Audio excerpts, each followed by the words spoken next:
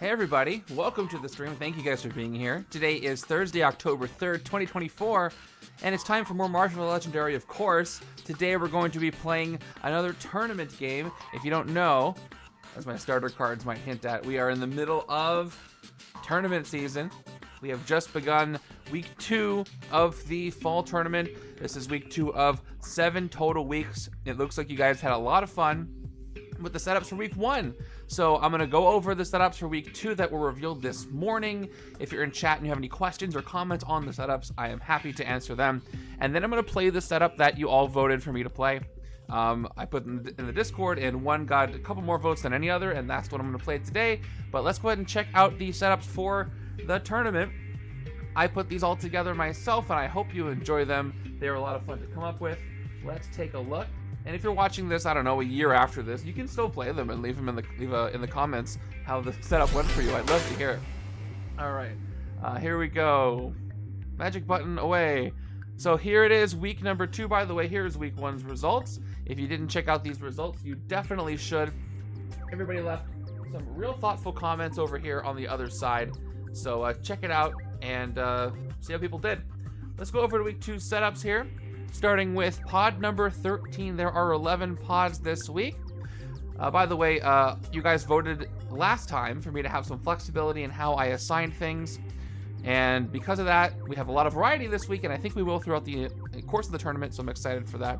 By the way, this link that keeps popping up here is for the availability generator. You can jump over to this link like I did in the, like I showed you in the how to play video, and it'll tell you which heroes you have available based on what sets are available, what heroes you've already chosen. It's a very invaluable tool. I highly recommend you use it. Anyway, the first pod here, pod 13, is Synchronized Swimming. It is Taskmaster, Poison's Lake with nanite microbots. You got a lot of wounds going out and wounding. You got Taskmaster, who can be hard to hit sometimes, so wounding him will help you. You've got these 3 heroes here, and without giving too much away, there are some things that are specifically targeted to deal with Taskmaster, which could be useful. And the Giants of Jotunheim coming back in is going to be interesting, because they're going to make you discard a lot, and, well, that might get old, but hopefully you can find a way around it, or a way to work with it.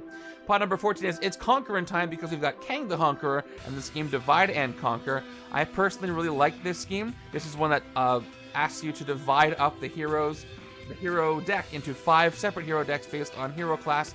And if you look at the hero classes of the heroes I gave you, that might be a hint as to how you might want to select your 2 heroes here. That's all I'll say there. And note that core hero is not available for this, even though Savage Line Mutates are here, because the 4 sets being used do not have Henchmen. You'll see that again. Pod 15 is Cosmic Rays, a title I'm very happy to have come up with. It is Killmonger bathes Earth in cosmic rays. Because it's Killmonger, you got Killmonger in the hero deck. Of course, Killmonger having the hero set as a blessing and a curse here, so maybe there's some way for you to, I don't know, work with that within the scheme. You've also got Gamora and Darkhawk, who also might be helpful in a very interesting way. I look forward to seeing those choices. Then we have another one of my favorite titles this week that I came up with, Climbing Zemo. We got Baron Helmet Zemo, splices humans with spider DNA. This is a fun one. It buffs up the Sinister Six, but it also gives all heroes wall crawl. So Stature is a specific choice for me, because she has size changing and wall crawl, which means she's going to be ready to help you real fast. So think about who else you want to come in, who also you want to give wall crawl. Drax with wall crawl is just very, very funny. Also Jocasta, I don't know how she does it. But Zemo deals with the victory pile, villain specifically, and Splice Humans is going to put Sinister Six back in the setup from the victory pile, so you're going to have to keep calculating what's going on there. Reading Rainbow, a popular one in the chat, it seems. At pod 17 is Thanos' Cursed Pages of the Darkhold Tome. We got Thanos with his Infinity Gems, plus the Ultron Sentries caring about different colors, plus he's got a book. The book, right? So he's got the Fallen, Black Order Guards, and the Sentries as well. Fall are going to haunt. Gems are going to gem. Thanos is going to get buffed up. Well, he's going to get debuffed if you get them. And then you got the Cursed Artifact Pages to deal with. You've got the Astral Plane here. You've got Groot and Morbius, who are going to be very useful in the setup in different ways. Recruit is important. How are you going to pick your last 2? A lot of choices for you.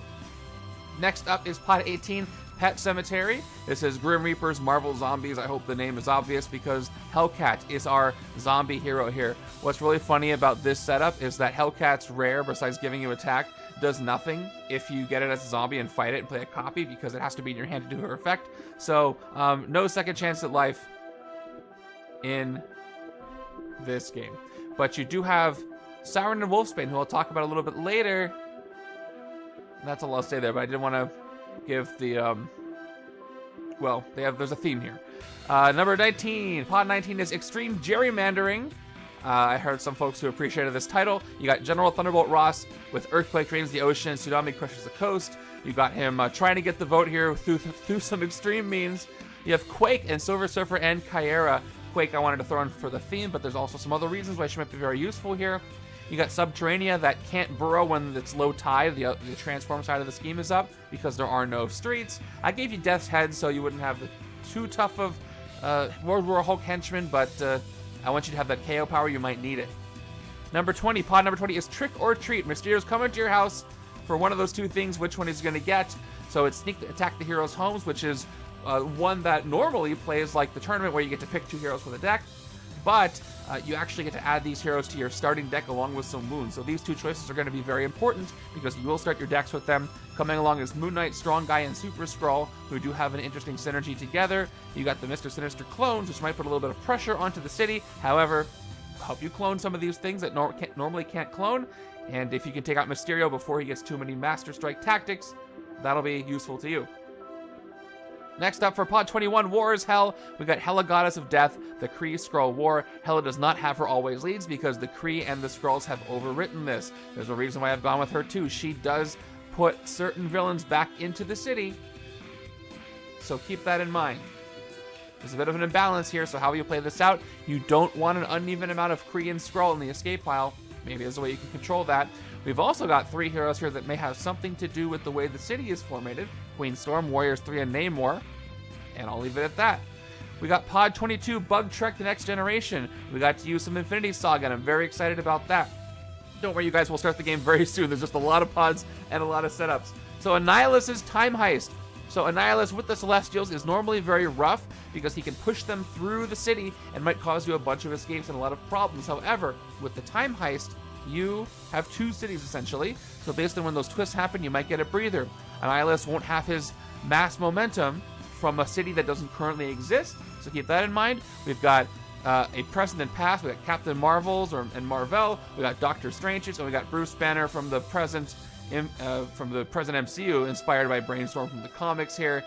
And you get to choose one hero for each deck, present and past. How will that go for you? And finally, Pod 23, Nathan's into Gundam now. Another title I'm very proud of. We got Strife's Master of Tyrants.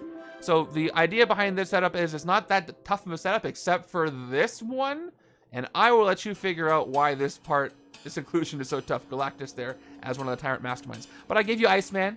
I gave you X-Force Wolverine, who's great, works with Strife. I gave you Joe Fixit, who's awesome. I gave you Limbo and the Magia Goons, who are mostly helpful, and I gave you two other Tyrants who have relatively low attack. So I look forward to seeing how this goes for you. Okay. That's it. Any questions about these? I'll be happy to answer them right now. Otherwise, the one you voted for me to play, some of you guys know this, is Pet Cemetery. So I will be playing Pod number 18. I think I got 9 votes from you guys. And I look forward to doing this. I have selected my heroes, but put really quick. So it uses What If, Messiah Complex, Revelations, and the New Mutants. I'm only allowed standard officers, only X-Suit and sidekicks, only standard wounds. And the bias standards you see here, I have sorted out a bit of them, so I don't have to worry about that. Now let me talk about my hero choices real quick. Actually, you know what? I'm going to go over the Mastermind and Scheme, and then tell you my hero choices, and then I'll open... I don't want to do this, because I want to do predictions as well. And you have to know what my choices were first. I'll tell you my choices right now. So, my choices here, I chose one What If hero, and I chose one... Oh, I forgot who I chose. I remember the first one I chose. Well, the important part is this. So Siryn and Wolfsbane. Siryn works with 2, 4, and 6 cost heroes. Wolfsbane wants Moonlight, so she wants odd-numbered heroes. Captain Carter has a bit of odd-numbered cost. She's from the What If set, which has 6 different cards per hero set, so there's a bit of variety there. I actually could have gone two ways about it. I could have tried to go, all right, I'm going to lean way into Moonlight and make things really odd to buff up or make it so that Wolfsbane is more effective. I could have gone the opposite and said, I'm going to try to ignore her and go with 2, 4, and 6 costs to work with Siryn. Yeah, I think you'll enjoy this spot even though it's not yours. But, oh, and then the Hellcat factor we have to worry about, right? So she has a lot of instinct in there. So she cares about card draw. And she can peek at decks and things. Okay, I remember my choices. My first choice was Gamora, Destroyer of Thanos. She does a lot of card draw. She has a lot of utility. And she has a good split between odd and even numbered costs and some low costs in there. So there's a chance I could use Siryn to cheapen her costs. I could also try to get it into Moonlight. My goal is to have the HQ be one off from Sunlight or Moonlight, and I think that'll help me. My second choice was actually Warpath from Messiah Complex. I am less confident about that choice, but he does do a lot of draw as well, but he has some KO power too, and his Investigate and Siryn's Investigate work well with Captain Carter's and Gamora's What If. But we'll see how that goes for me today. So my two choices are, for those reasons, and he also has a split of even and odd numbered cost. So I'm using Warpath, and I'm using Gamora, Destroyer of Thanos. All right, let me start the predictions and go over my stuff, but real quick, thank you a couple of guys for your Prime subs. So Wentrog, thank you for the Prime sub, and Big, thank you for the Prime sub. 8 and 10 months respectively. Wentrog says, Amazon Prime, more like Bageltop Prime. Oh, is that like my original robot form that I'm not supposed to talk about? And then Big says, go Bagel, good luck. Thank you very much. I'm doing great. Thank you. Okay, how is this game gonna go? I'm honestly very curious as to what you're going to say. So let me start this new prediction. That was last time. Strategy question. If you're playing the entire tournament, would you still go with Gamora? She seems like a powerful hero. Yes. So I am actually playing these streams as if I'm playing the tournament, in that I don't get to use my heroes again after I use them already. Now, What If is going to be used a lot, I think, during this tournament. So it might be a decent strategy to not use Gamora yet. And I'll shuffle up my starter cards while I'm doing this before my overview. So it's a decent strategy to hold off on Gamora, but seeing as how we're in full Swiss, practically full Swiss, I would want to get as many points as I can as early as I can. And even if there's not really a setup that I think is going to require one specific hero to be used. I try not to do one. I fail sometimes, but I try not to do any that broadcast one specific hero being required as a choice, and I think there's a lot of options. So knowing that, I probably would still go with Gamora because there's plenty of other choices and things to do. But yeah, I think she just fits really well with this setup. So when I had that thought, I didn't want to hesitate and I wanted to go with it. All right, more shuffling happening. Hey, thanks for the Prime subs. Flip-Flop Maniac, thank you for the Prime sub. 17 months of subs for Flip-Flop. Thank you so much. And Ait Manga, thank you for the Prime sub as well, who says good luck, 2 months of subs. And thank you guys for the Prime subs. You guys get one if you're an Amazon Prime member every month. And the fact that you guys choose to use them on me is very, very kind. I'm very appreciative. It doesn't go lost on me. So thank you, thank you. And it really helps me out in doing all the stuff that I do here and elsewhere. Okay, let's go over our Mastermind and scheme real quick, and then we will get the HQ filled up and start. So our Mastermind is Grim Reaper from Revelations. Grim Reaper, as he had attack, gets +1 attack for each location card in the city. And he is going to put location cards in the city. Master Strike, this strike enters the city as a 7 attack graveyard location. That says this gets +2 attack. While there's a villain here, it's worth 5 VP. So some extra VP there. I really did want to see how this worked with the zombies. I'm surprised that I haven't played Grim Reaper with the zombies as far as I can recall. But speaking of zombies, it's time to go over our scheme, and that's right here. Marvel Zombies, one of the coolest schemes I think that exists in this game so far. We got 4 twists, including exactly 1 villain group with Rise of the Living Dead, which we have. By the way, I said the rest of the setup, I think. If I didn't, maybe I didn't even read the whole thing out. That's important. So yeah, Grim Reaper, Marvel Zombies. We got Lethal Legion, Zombie Avengers, and the Mandarin's Rings, as well as Hellcat as the zombie hero. And then we talked about the heroes already. Okay. Add 8 random cards from an extra hero to the villain deck. So there's 8 random Hellcat cards in there. I don't know what they are. Let me actually give everything a shuffle while I'm doing this. And 3 extra bystanders because I am 2 players. Special rules. Hero cards in the villain deck are zombie villains. Check this out. Yep, I got a token for that. They are zombie villains with attack equal to their cost, +1, worth VP equal to their cost. They have Ambush, Rise of the Living Dead, Fight. Play a copy of this card as a hero, then put it into your victory pile as a villain. It still has Rise. Twist. Each villain in the city with Rise of the Living Dead escapes, then play another card from the villain deck. Evil wins when there are 3 villains per player in the escape pile or the villain deck runs out. That's why you can see down here, I'm keeping track of villains escape. There's our villain deck, and there's our hero deck. Here's my cool little token here. Nope, that's Grim Reaper again. This is from the pack that I helped Snatchcat with, and I love this token. +1 attack. This is worth VP equal to its cost. Ambush, Rise. Fight, play a copy of this as a hero, then put it into your victory pile as a villain. It still has Rise. That'll help remind me, and hopefully you guys as you're watching, what to do, or what I'm going to do with these. Our predictions are almost closed. Looks like the vast majority of you and the points are towards me winning this game, and I really hope I do win. I hope I win well. Not biased, these are super cool. Yes, super cool and useful. I have them sorted with all my schemes and anything else it uses. So Grim Reaper has tokens as well. He has graveyard tokens, and you might see those a little bit later as they become relevant. How do you guys feel about your pods this week before you play them? What do you think about your setup? Are you a little intimidated by it? Do you have a plan of action? You're confident? What do you think? I hope you guys find some use out of them. I want to know what you think about those. I got stuck a couple of times on some of them, but I think they turned out really well. This is only week 2, so we have 5 more weeks of 11 setups per week to come up with. So I got a lot of creativity still in me, hopefully. You got Thanos, but you got a cool setup where he reads a book.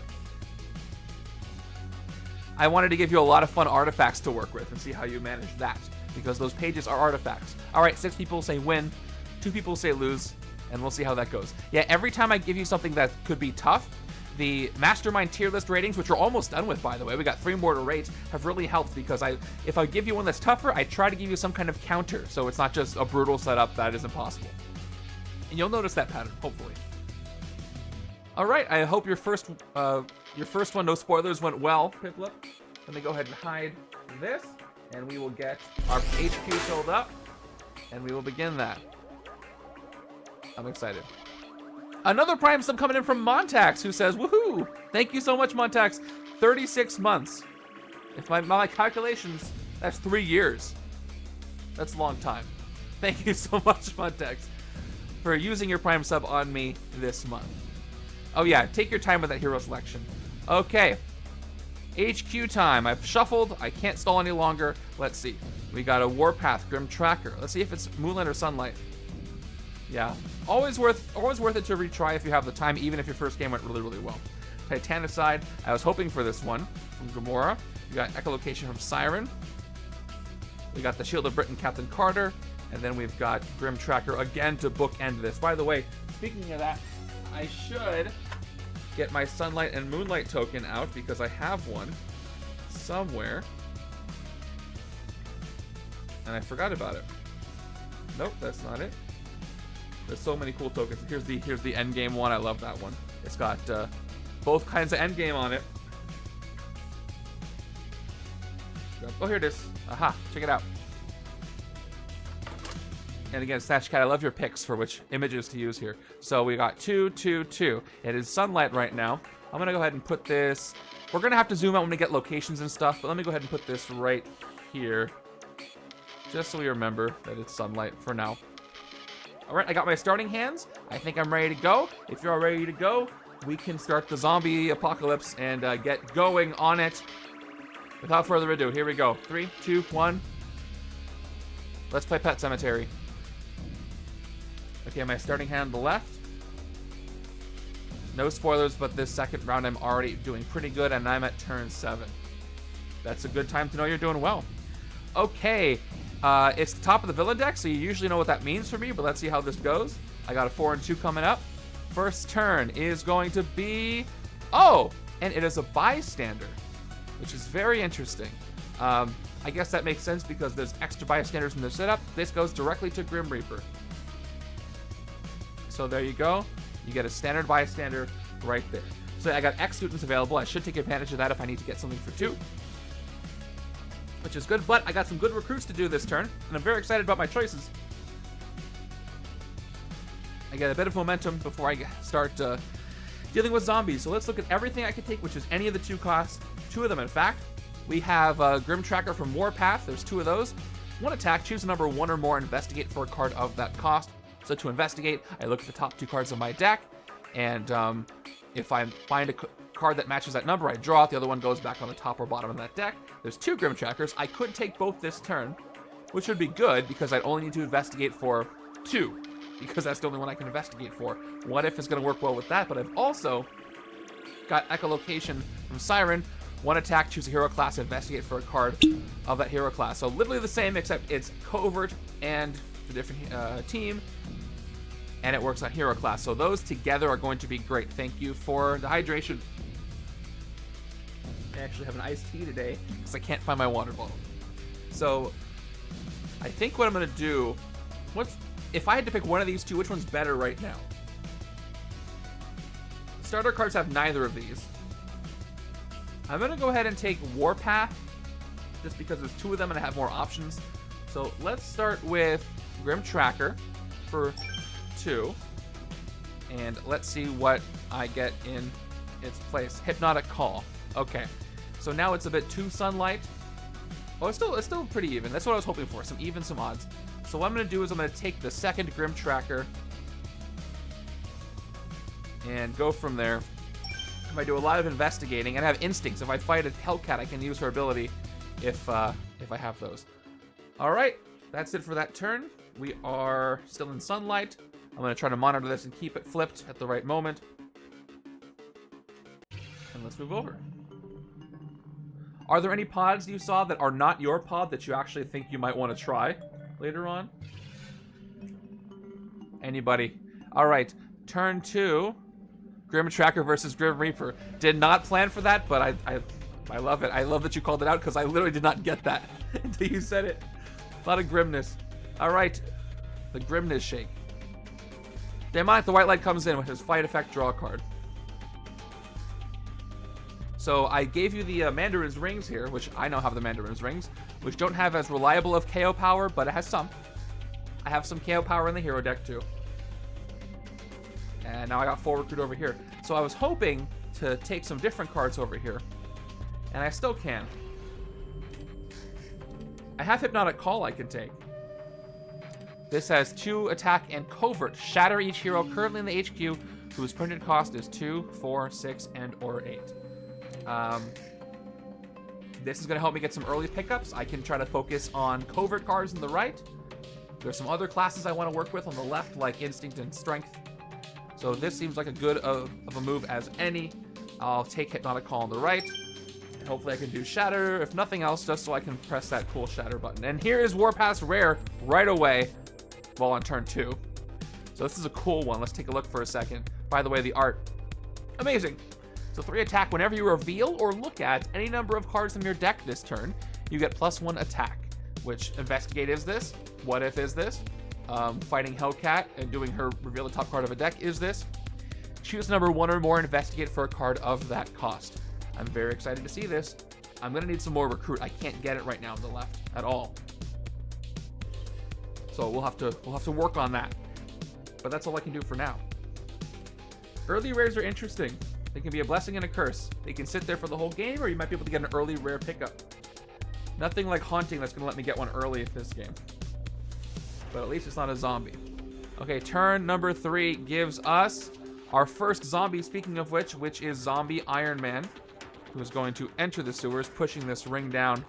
Okay, ambush. Each player reveals a tech card or gains a wound, then Rise of the Living Dead. Of course, neither side has one, so standard wounds are going out. I got 2 wounds here. 1, 2.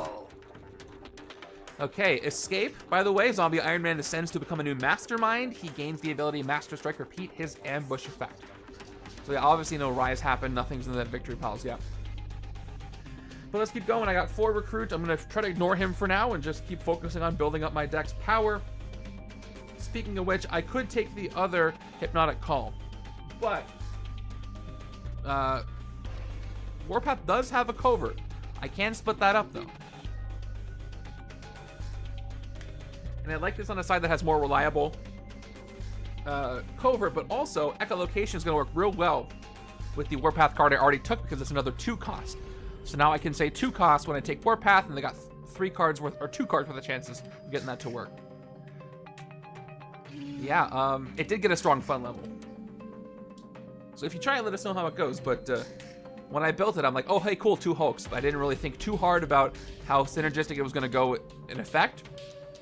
But it looks like it worked out. All right, echolocation is mine for 2 more.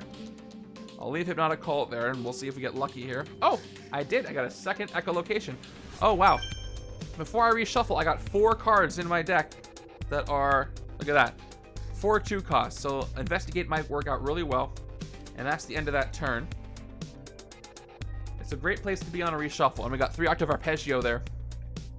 It's kind of cool that Zombie Iron Man is the closest thing to a Mastermind that can come back from Rise of the Living Dead.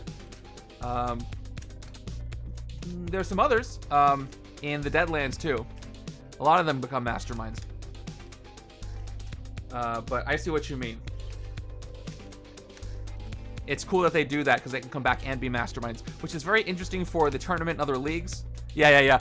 But it's great flavor. And for the leagues, if somebody escapes and becomes a Mastermind, they don't count it as an escape because you're still dealing with them. They don't run away. That's the whole point of it. You don't want them to run away. You want to deal with them even if they become bigger and stronger and tougher and all that stuff. All right, let's see what my new hand looks like. Oh, you're good. It's not like there's, 30 plus sets and expansions. All right, 1, 2, 3. Whoa. You can tell you don't use Siryn a lot. 5, 6. Good news is I got a lot of my non-grays. Bad news is they're all in my hand, so getting a 2 is really hard to get, but I can investigate 3 times. So I can at least get some cards that I want. I got all that investigate. It's a great foundation. I got to build on that. Maybe get some recruits so I can get Warpath, which Siryn can't make cheaper. By the way, it is 4, 5, 6, 5, 7. So it is Moonlight, but just barely. That's what I was hoping for. So it's Moonlight. Moon Knight, Moonlight. Most of the heroes in the HQ have odd numbered costs. We don't really have to know yet, but I just kind of like to use that token. All right, turn number 4 is our first Zombie Hellcat. So let's see how this works. Zombie Hellcat comes in. We have the token, which means Zombie Hellcat is worth VP equal to her cost. So she is 3 attack, or 3 VP, sorry. And she's got Ambush, Rise. There's nobody to Rise. And her fight effect is play a copy of this as a hero, then put it in my Victor Palace as a villain. It still has Rise. But she has 4 attack because 3 plus 1. And if I fight her, I get to do this effect. Reveal the top card of any deck. If it's not a Scheme Twist, you may put it on the bottom of that deck. And instinct choose 1, draw a card, where you get +1 recruit as part-time PI. That's why it's called Pet Cemetery, because it's Hellcat. Alright, 4 recruit. Can't fight anything for 2. Getting a bit of a full city without being able to fight things. Left side might deal with that in a second. I've got Hypnotic Call again. I am not getting a lot of recruit. I haven't gotten a single recruit hero. That's one of the things about this setup. There's a lot more attack than recruit with my hero choices, but Hellcat will give me some if I can fight for 4. Plus, there is some that ramps up. But I'm going to go ahead and take the second Hypnotic Call, because if I get them both, I can do some shattering, which helps with the recruiting, which is kind of part of my thoughts. With that Night Vision Wolfsbane, it is still Moonlight, and she helps with that. Okay, I haven't hit anything for my first 4 turns, which is a bit troublesome. Left hand can hit the Mandarin's rings, I think. Yep, definitely. Maybe Hellcat. I didn't really look at what I had that closely. Who's got time for that? My new hand has 1 Hypnotic Call and 1 wound. So no shattering, but I do get the attack from her. Let's see just how full this city gets. And then I will feel like I am a little lopsided on my table today. All right, turn 5 is another Hellcat. It's a cat-like agility. So we are almost full. Let me move the Moonlight tracker down here so we can see it. 1, 2, 3. Another Zombie Hellcat, which has Rise. But this one is only 3 attack, thank goodness. a good place to be. I want you to be able to see it says zombie here. It's kind of important. All right, let's do some investigating. First off, I'm going to use Grim Tracker. There is one other card in there that has a non-zero cost, and it's 2. I'm going to keep doing this, and hopefully I get it. I've got 1, 2, 3, 4 attack.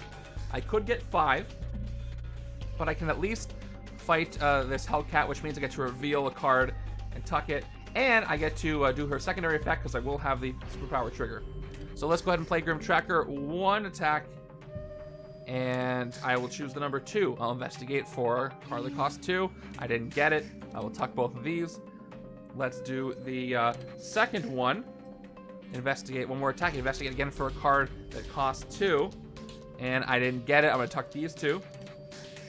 And then when I play Echolocation, I'm going to look for the other Echolocation by investigating for a covert card. And I didn't get it. But I just tucked 6 cards, so it should be coming up pretty soon. 1, 2, 3, 4. Yeah, Warpath Rare is really going to be great with all this investigate that I have if I can get it. I mean, you're going to have to get storage space anyway. You're probably not going to stop getting legendary, right? So just think of it that way. All right, with 4 attack, I can take out either Hellcat Zombie Hellcat, but this one is going to be the more bang for my buck because this one costs 4. And I can get some recruit on top of that. I can get 5 recruit, actually. This is very, very good. So let's go ahead and fight this part-time PI Zombie Hellcat. Once again, let's refer to the token here. I fight it for 4. Okay, and I play a copy of it as a hero, then put it in my victory pile as a villain. So I get 2 recruit, and I am going to do her first effect, reveal the top card of any deck. If it's not a twist, I may put it on the bottom. Let's look at the villain deck. I don't really need to reveal for my own deck right now. And I'll decide whether I want to tuck what's there or not if it's not a twist. Top card of the villain deck is Zombie Hawkeye. What can the right side do? Next turn. Well, actually, I have enough attack to do something. So I'm going to leave Zombie Hawkeye where he is. Yeah, well, 2nd edition does give you a box as well. Oh, allegedly, it'll have a box. We saw one. All right, I'm gonna leave it where it is. Zombie Hawkeye. Oh, actually, if I don't move Zombie Hawkeye, she's going to rise. So hold on, I might not want to do that. The thing is, there's a good chance that the next card is going to be a zombie anyway or a twist. Let me look again. So Zombie Hawkeye's got rise. If I leave him there, Zombie Hellcat will come back in. So I guess I do have to tuck this to the bottom of the deck to avoid that or give it a chance to pull something else. Let me try. And I'll put it on the bottom. That's one other thing that I had to make a choice with my hero choices. I could have chosen heroes that put bystanders, rescue bystanders to help cover those up. But I didn't, and I might regret that. But I did have some manipulation here. That's why I went with it. Anyway, let's do the power. Choose 1. Draw a card to get 1 recruit. I'm going to get 1 recruit so I can get a better a 5-cost card. So that means that part-time PI Zombie Hellcat is now in my victory pile as a villain. And put my zombie counter over there. She's on the top of my deck, though, so she could rise. Let's look at my options here for recruiting. We got Titanicide, 2 attack, what if, draw 2 cards. Very good for this side with all the investigate. It's kind of the plan here. So that's probably what I'm going to do. Shield of Britain's great for avoiding these wounds from either side and give me Liberate 3, which helps hit Grim Reaper or enemies with a bystander, which is Grim Reaper right now. He doesn't need a bystander for Liberate because he's the Mastermind. But Titanicide is too good, and I want to draw all the cards I can with all the investigate I've got. So I'm going to go ahead and take that for 5. Yeah, it's a very important when working with the zombies. I was hoping that they wouldn't be too much of a threat, even though this is the scheme with all of them. But I thought that there's going to be enough things to ping, like the Mandarin's rings, to maybe cover them up. And I'll have enough power to deal with them. But I could eat my words this next turn. By the way, it is still Moonlight. And I got Echolocation. But I did burn through most of my good cards. I need to get more. And I do have 4 attacks, so I can hit a ring if I need to. Or I can hit a zombie if this is a zombie. Oh, thank goodness. This is a bystander. That's great news. So here's what I'm going to do, you guys. Well, I don't have a choice. This goes to a cat-like agility, zombie Hellcat. And now I can cover up. I can fight Zombie Hellcat and cover her up immediately with that bystander. That is a great thing that just happened. So I can't do the effect on Hypnotic Call. So that's just going to give me 1, 2, 3, 4 attack. And I will play my 2 agents for 2 recruit. I can fight the ring to draw a card, but I might as well fight the Zombie Hellcat to at least cover up this one. I don't get the trigger either, but that will give me 1 extra attack, which again won't do anything, but I'll still do it. So I'm going to spend 3 attack, 2 + 1 to take her out.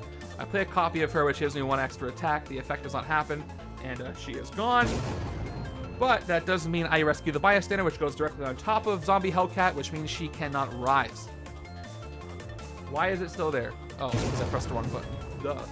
Alright, I have 2 recruit and nothing here to take, so it's time to get a sidekick, and they're all X students. So let's see what I get. It's getting pretty expensive, yeah. But I expected that, and I don't have a lot of recruit. But I have some shattering coming up with their 6 costs, so if I can get Hypnotic Call to work, I can shatter those. But we'll see. I might have to get some standard officers if I get a little scared. My new hand has 1 Hypnotic Call. Just can't get them both in hand at the same time. Yeah, I can't be afraid to take some officers if things start continue this way. Turn number 7 is going to be part-time PI Zombie Hellcat, which is going to rise the other part-time PI Zombie Hellcat I already have. So that's 1. This one comes back in from my victory pile. Luckily, the right-hand side is safe. And this is why it's called Marvel Zombies. And I can't hit anything this turn, so I might be in some trouble. I do get to investigate, but I know that all the cards that have hero classes are in my discard pile, so I won't find anything here, but I might as well shuffle things around. I've got, I'll say, I don't know, Instinct. Look, oh no, they're not Instinct. Let's tuck them both. I'm going to draw them anyway. Yeah, so I've got 2 attack and 4 recruit. Not a great place to be with what I'm trying to do here. So all I gotta do is focus on recruiting. I could take Night Vision, which is more attack. Moonlight, look at the top 2 cards of your deck, discard any number, then put the rest back in any order. This is actually really, really good for what I'm building over here, for the top deck stuff. And I think I have enough on the left that recruit is not immediately important. I can get recruits from part-time PI if I can hit that. So let's go ahead and take Night Vision. Of course, if it's not Moonlight, it doesn't do anything except give me 2 attack. But again, I built the HQ, so I should be able to switch between them. But unfortunately, look at this HQ. We got an expensive HQ all of a sudden, and I might be in trouble. It is Sunlight, and not a lot to take. But all I gotta do is hit Hellcat, and she'll give me some recruit. These are good cards. I got Destroy Infinity Stone, which has the KO power. Productive Arpeggio is also very good. Let's just see how I survive. This is the risk of taking a lot of heroes without printed recruit, or any recruit, really. There are some. I thought I would see some of them, but I didn't. And you want to see them early, and I didn't see them early at all. Turn number 8 is the Carnival of Wonders. Of course, locations do not push anything in the city, so let's read this. Yeah, the little bit of Soulbind that Gamora has, I wanted to throw in here too, without going all the way into Doctor Strange. Because Doctor Strange doesn't get a VP bonus from those because the Hellcats don't have printed VP. Whenever you fight a villain here, each other player chooses a bystander from their victory pile to be captured by Carnival of Wonders. Which actually is a good thing, because I can do this on purpose to... Well, actually, I can just use the location itself to cover up a zombie. I don't need it to have a bystander. In the setup is Wolfsbane, who cares about Sunlight Moonlight. And I have 1 of those right now. And anybody else you might take. But I'm going to have to zoom out here so I can use the location. So the Carnival of Wonders is going over the first location, which is all the way up there. And I can move this over a little bit now too. Do a little bit of housekeeping, and we're good. My discard pile here, you can kind of see a little bit. So, and the Watcher is here. He's watching. Let's just play some attack. I got 1, 2, 3, which is enough to hit something. The locations are also decent for covering up zombies. That was my other thing I thought about. So yeah, I can only fight the ring, Demonic the White Light. So we're going to go ahead and fight it to draw a card.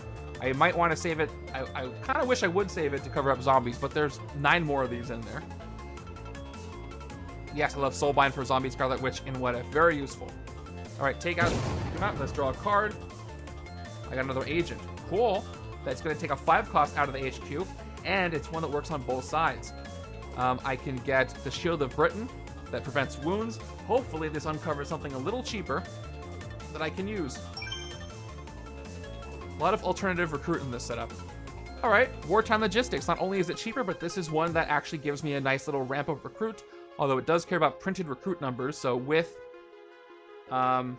this and a starter, it gives me 3 recruit. 1 base, 1 for the printed 1, and 1 for the printed 0. And that's kind of what I was hoping for. So either side will take this at the first available opportunity. Plus, there's an instinct that works with Hellcat. Getting those instinct cards to work with Hellcat's triggers when I fight the zombie Hellcats was kind of an important thing.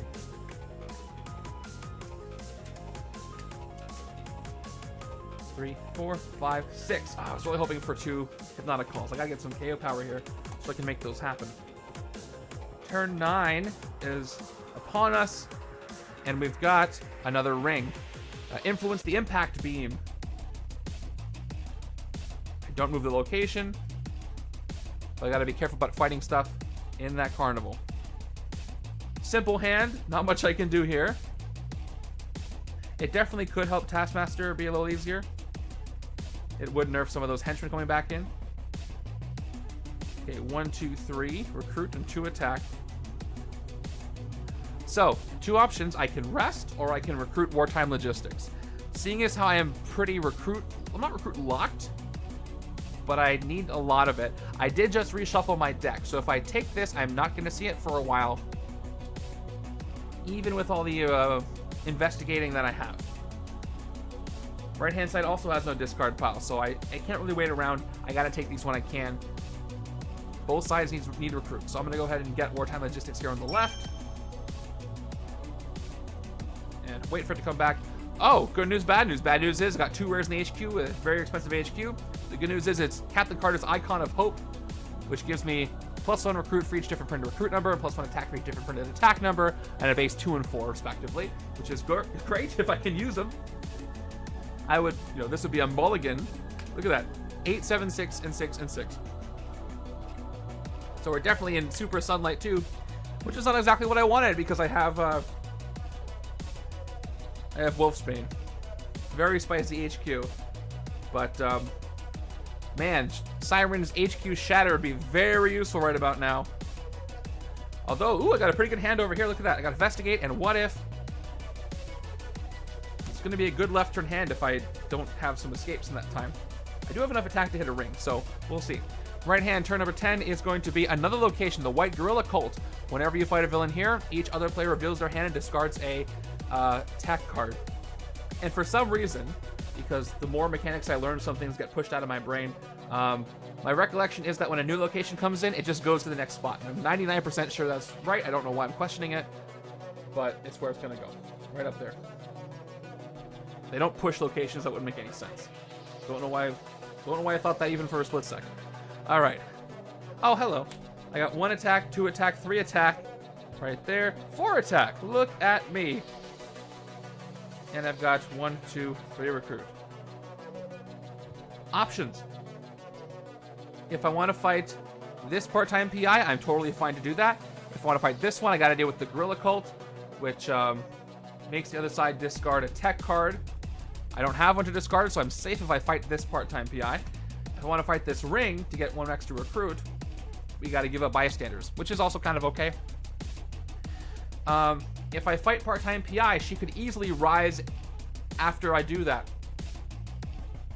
So because of that, I'm tempted to fight the ring so I don't have any rising coming in. Because left hand's going to be decent. I could probably fight a couple of things. Maybe. And this is going to waste the recruit, though. That could be very useful in a setup like this. Plus, I got the Carnival of Wonders, which I'll just peek in over here. Whoop. Each other player chooses a bystander from their victory pile to be captured by the Carnival of Wonders. Now, left-hand side has no bystander, so this wouldn't be a bad time to fight in the Carnival. But I really can't risk the rise. So having the rise would be worse than losing the the recruit there. So I'm going to fight this Impact Beam Ring for 3 and get +1 recruit for doing so. I'm at 4, which doesn't get me anything here, unfortunately. Now, the choice is, do I take an officer? There's only a standard ones, or do I take a sidekick? I have a very expensive HQ.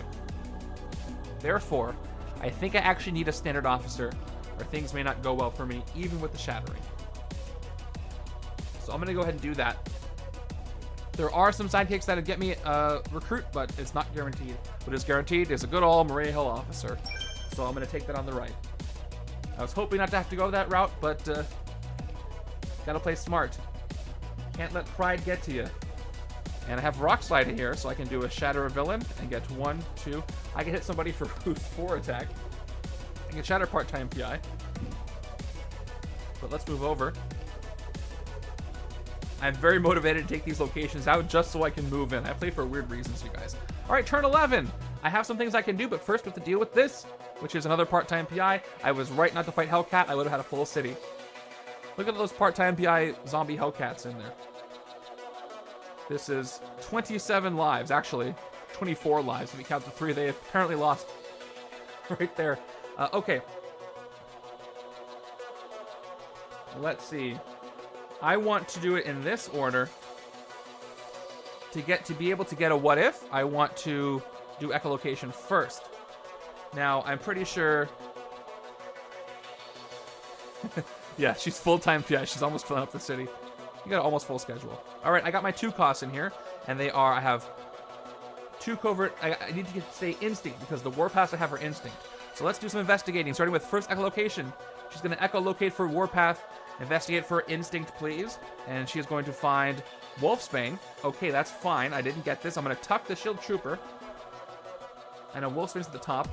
Sorry, Wolfsbane, it's very much sunlight. What I'm going to do now is play Titanicide. Should I do this first or echolocation? You know what? I know there's Warpath in here. I want to draw cards, get some things out of the way. So I'm going to play Titanicide. What if? Draw 2 cards. I'm going to actually say Wolfsbane. And hey, look, it's Wolfsbane. So reveal the top card of your deck. You can put it back or discard it. If you get, and then I get to do the thing. So I draw 2 cards now. By the way, let me make what if more clear in case folks don't know. So with what if, you get to pick a hero class or a hero name. It has to be the actual name of a hero. You reveal the top card of your deck. If you were correct, whether you're correct or not, you get to put this card back on top or discard it, I believe.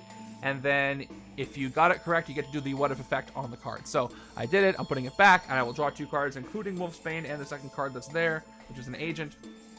Okay, let's try with echolocation one more time to get Warpath. Going for instinct. 1, 2. I got both of them. So let me draw this one and put the other one back on top, because now I can investigate for that one. I love these chains. So, whoa, as I knock the hero deck over, 1 more attack, I will choose 2. Investigate for a card that costs 2, and look, it's the other Grim Tracker, so I'll take that. I'll tuck the other one. I don't think I have any more non-starters in my hand, so just for fun, let's investigate for another 2 cost, and look, they're both troopers. I'll leave them on top. So this is kind of how a Spidey deck feels in a roundabout way. 1, 2, 3, 4, 5, 6. It feels like I'm playing a Spider-Man deck right now with all that, with the chip damage and drawing. And I'll play Night Vision for 2. I'm not going to make it Moonlight this turn with all these even costs, so she'll help me out where she can with that 2 attack. I have 8 attacks so far. Look at that. And I got 4 recruit. So choices, options.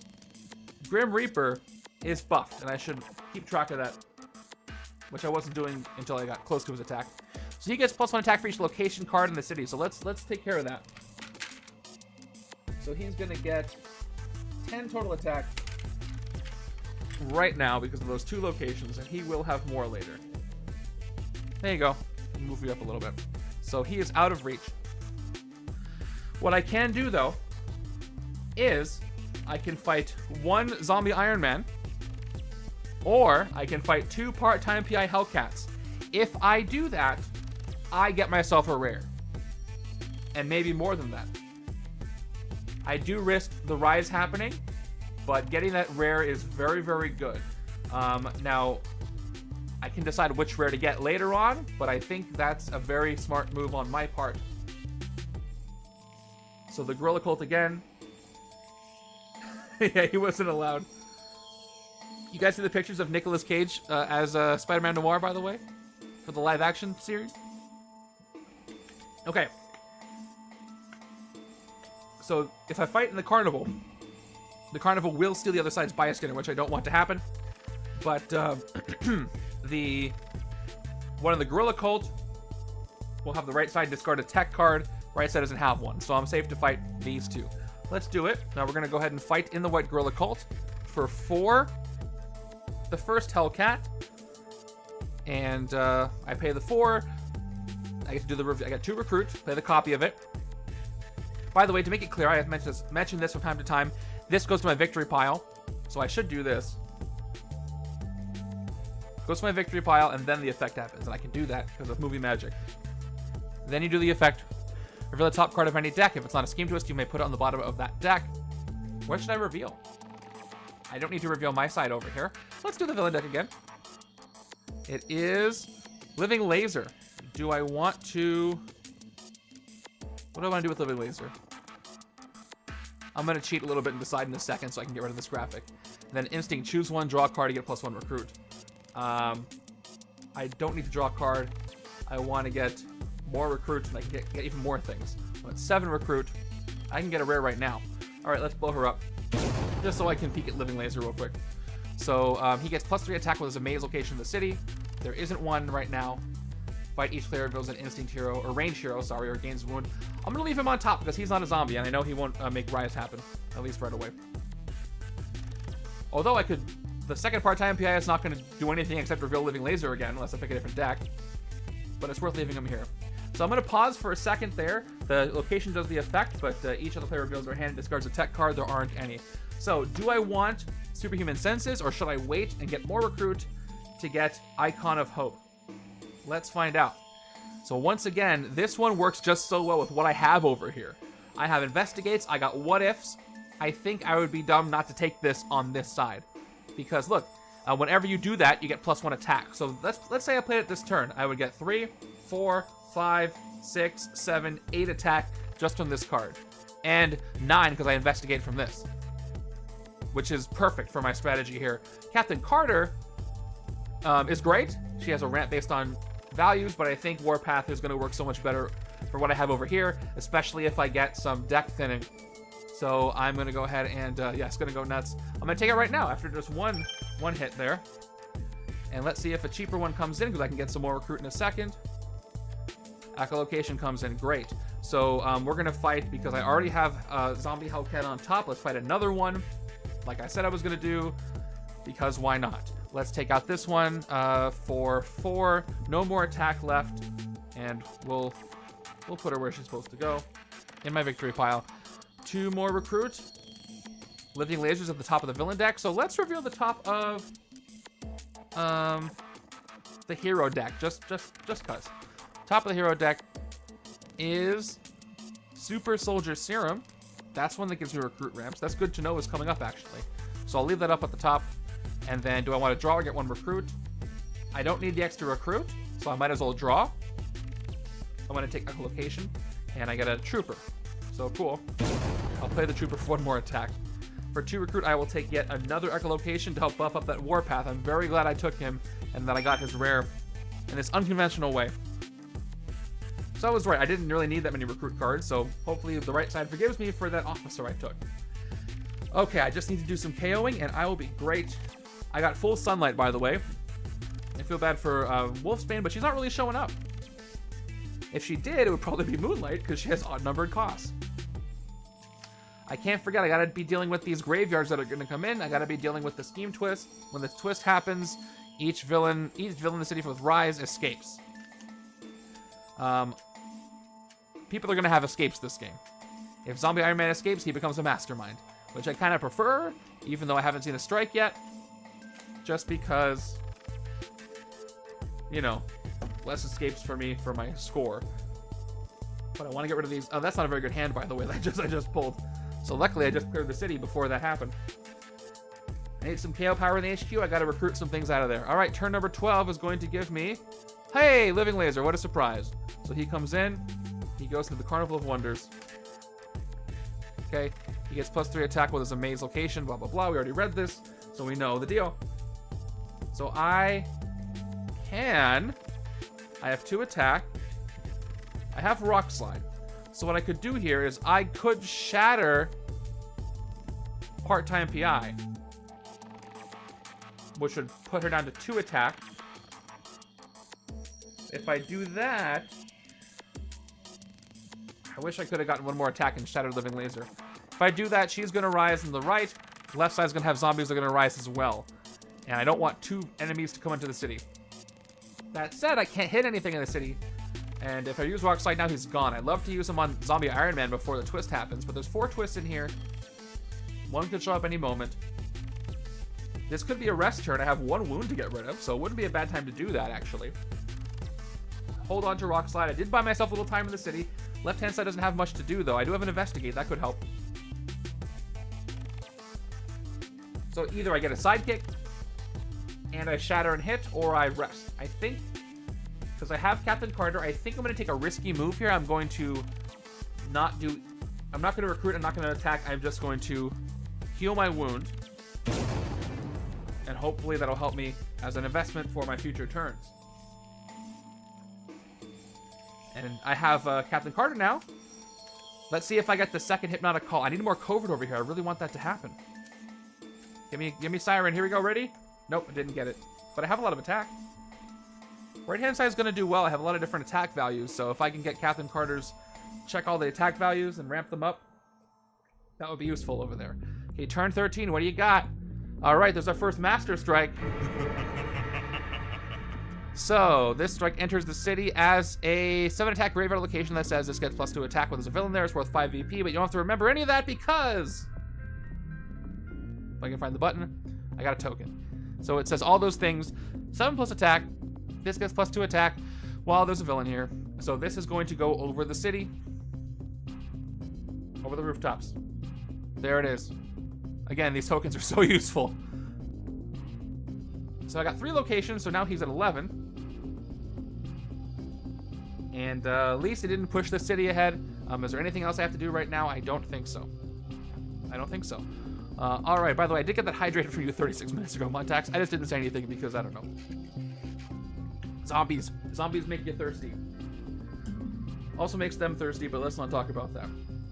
Echolocation Siryn here. Let's see if I get lucky here. I'm going to say Instinct. I can get Captain Carter. I can get Warpath. Investigating for Instinct. And I got Instinct. Cool. I'm going to leave Echolocation on top. Yep. Because now I can say Grim Tracker. Yeah, this definitely, again, I'll say it again. It feels like a Spidey deck. Investigating for 2 cost, especially when I say that. I get Echolocation. I will tuck the Trooper. Let's play the other Echolocation. Should I say Instinct again? I should, I think. Looking for Instinct. Got it. And I will tuck the Agent. Now, I drew 4 2 costs. Should I pick a different cost? Should I be optimistic and say I want that 7 cost Warpath? I gotta take big moves. I'm gonna say 7. I'm gonna investigate for a 7 cost card. Let's see what I get. 1, 2. No, it's just 2 0 costs. But I'll tuck them so I get to the rare faster. Even though this would have been the best turn to do that. 5 attack. 4 recruit. 5 and 4 is not bad. All these little draws really help. Now, as far as 5 attack goes, I can hit the Carnival of Wonders over the sewers, which would be something. That'll weaken the Mastermind, which I have to do. I could hit part-time PI, but this will cover up the part-time PI I do have.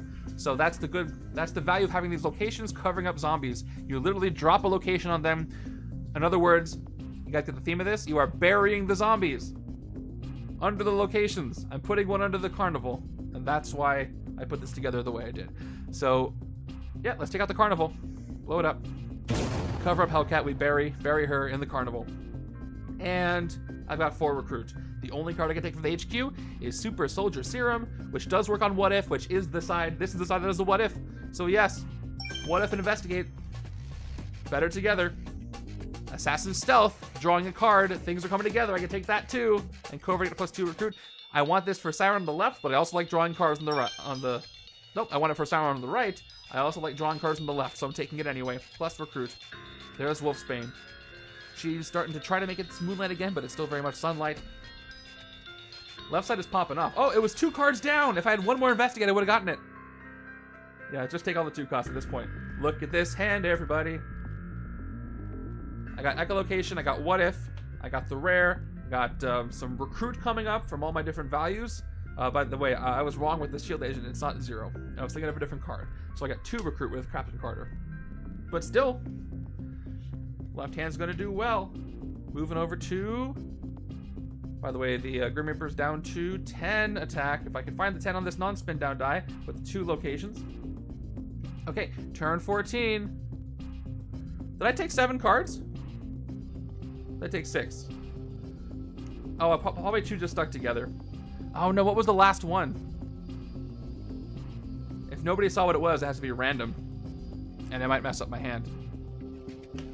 If I ever draw 7 cards I'm not supposed to, 2 cards got stuck together and I didn't notice. I think it was Titanicide, actually. It's the bottom card here. But I could be wrong on that. But now I have knowledge for Investigate. I'm going to have to play it as if I didn't. I'll put Titanicide back. It might not have been that one, but that's my penalty for making that mistake. Thank you for catching that.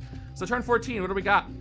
Turn 14 is Zombie Wasp, which has Ambush, Rise. Luckily, I used a location to cover up Hellcat. I buried her on the left, so nothing comes in. While in the sewers, you can barely even see it right here. Let me move over to the sewers cam. This is a very dark image. Okay, Ambush, Rise. While in the sewers, rooftops or bridge, Zombie Wasp is giant size and gets +2 attack. Fight K, one of your heroes. So she is at 6 attack, being giant sized. I'll play Shield of Britain. I'll play Hypnotic Call, and I'll play the Shield Trooper. That gives me 3, 4, 5, 6 total attack and 3 recruit. If I fight the Gorilla Cult, or if I fight the Living Laser, Gorilla Cult's going to have to check for tech cards. I don't have one over here. So I think I don't want any zombies to come back in later, so I'm still going to fight. Hope it went well. I'm going to fight Living Laser. I can fight him safely on the Gorilla Cult. Plus, there's no maze. A maze is going to come in and it's going to make him stronger. Each player reveals a ranged hero or gains a wound. I can use Shield of Britain. So let's take out Living Laser. Fight each player reveals a ranged hero or gains a wound. One side is going to just gain 1. I'm going to have my own side gain the wound, because I can't avoid it. Left-hand side is going to get the wound blocked by Captain Carter. Once per turn, when a player would gain a wound, I can reveal this to return that wound to the wound stack. If you do, player's turn, it just gets Liberate 3. I got Liberate 3, which isn't going to help me, but I do cancel the wound. So, that's fine. Ooh, a 5 fun level. I'm glad to hear that. That makes me happy. Okay, that was for 6. I can't take anything for 3. Should I take another officer? I took 1 already. I think I should... You know what? Right-hand side just might have to take a bunch of officers so I can just recruit the expensive stuff. So I'm going to take another officer. Believe it or not, it's going to be a Nick Fury standard officer.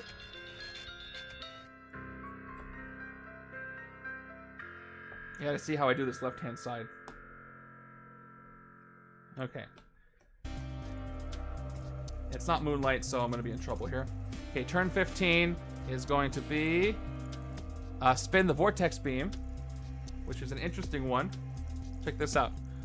Fight and reveal the top 6 cards of your deck. Discard all of them that cost 0 and put the rest back in any order. So here's what I'm actually going to do. I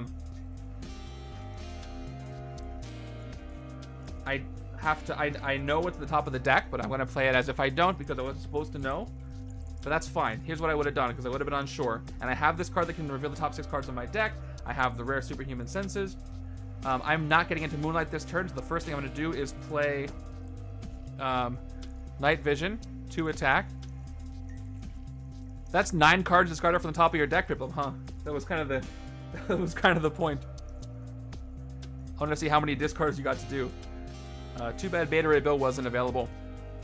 So that's just 2 attack. Now I could do echolocation, but if I don't know what's there, I could fail. I wish I had 1 more attack. I might as well play Superhuman Senses here. I have to play this first before I do the other investigations. So I'll play the rare. Superhuman Senses for 5 attack. Whenever you reveal or look at any number of cards in your deck this turn, you get +1 attack. Choose a number 1 or more, investigate for a card of that cost. Now what I normally would do is I'd pick, well, hold on. I would say I want to pick 2, but I check my discard pile. I have a lot of 2s in there. And I have a 2 here, so I probably wouldn't pick 2. And, actually, here's the rest of my deck. I know I tucked a lot of grays. So I actually would pick 5. And the reason why I would pick 5 is because all my 2 costs from my discard pile are here. I have my 3 costs here. And I have a 5 cost and a bunch of grays. So I would pick 5 to investigate for. And of course, that's what's there. So I investigate for a 5 cost. I'll tuck the agent. I wouldn't have done that unless I had the evidence that that's what I would pick. And I would get 1 more attack for revealing or looking at any number of cards. And now my combo can start. Yeah, if I didn't have all these 2 costs, I would have picked 2. Hands down. So this one is going to be another investigate. I will choose now. I think I have some the instinct here. I think I have all grays. I think it's going to fail. So I'm going to pick instinct, but it's probably going to be 2 grays. Yep. So this is probably also going to fail. I don't think it's going to help me. All of these are grays. Actually, I can discard all of them then. Yeah, that would have been a good idea. I could discard all of them. But if I do that, though, Snatch Cat, then the rare doesn't end up back in the shuffle. So I don't want to do that. That means all these are going to get shuffled together, which are great. I guess they can investigate over and over and over and probably get back to the rare pretty quick. Maybe that's not the worst thing in the world. This will be my new deck if I do that. Plus all the grays. All 6 grays and this. Yeah, that's not great. I want these to go into the shuffle. So let's pave the way here. I'll play the 10 to 10 aside. I got 1, 2, 3, 1, 2, 3, 4, 5, 6, 7. I should be at 8 because I did 2, 3, 4, 5 and investigate. 6, 7, 8. I'll play the 10 aside for 2 more, up to 10. What if does give me 1 attack with Warpath even if I fail? So I'm going to say, I'm going to look for Time Traveling Jean Grey. And, oh look, it's not Time Traveling Jean Grey. Oh, sorry, it should be just the top one. It's not Investigate. It's okay, I'm not drawing anymore. And I will discard that one. And I get 1 attack for just doing that. And let's keep going. I've got 1 recruit. Plus 1 recruit for each different printed recruit number. I just have the 1, so it's just 1 more. And then a shield agent. Okay, so that's going to leave me with 11 attack and 3 recruit. Zombie Wasp loses her buff.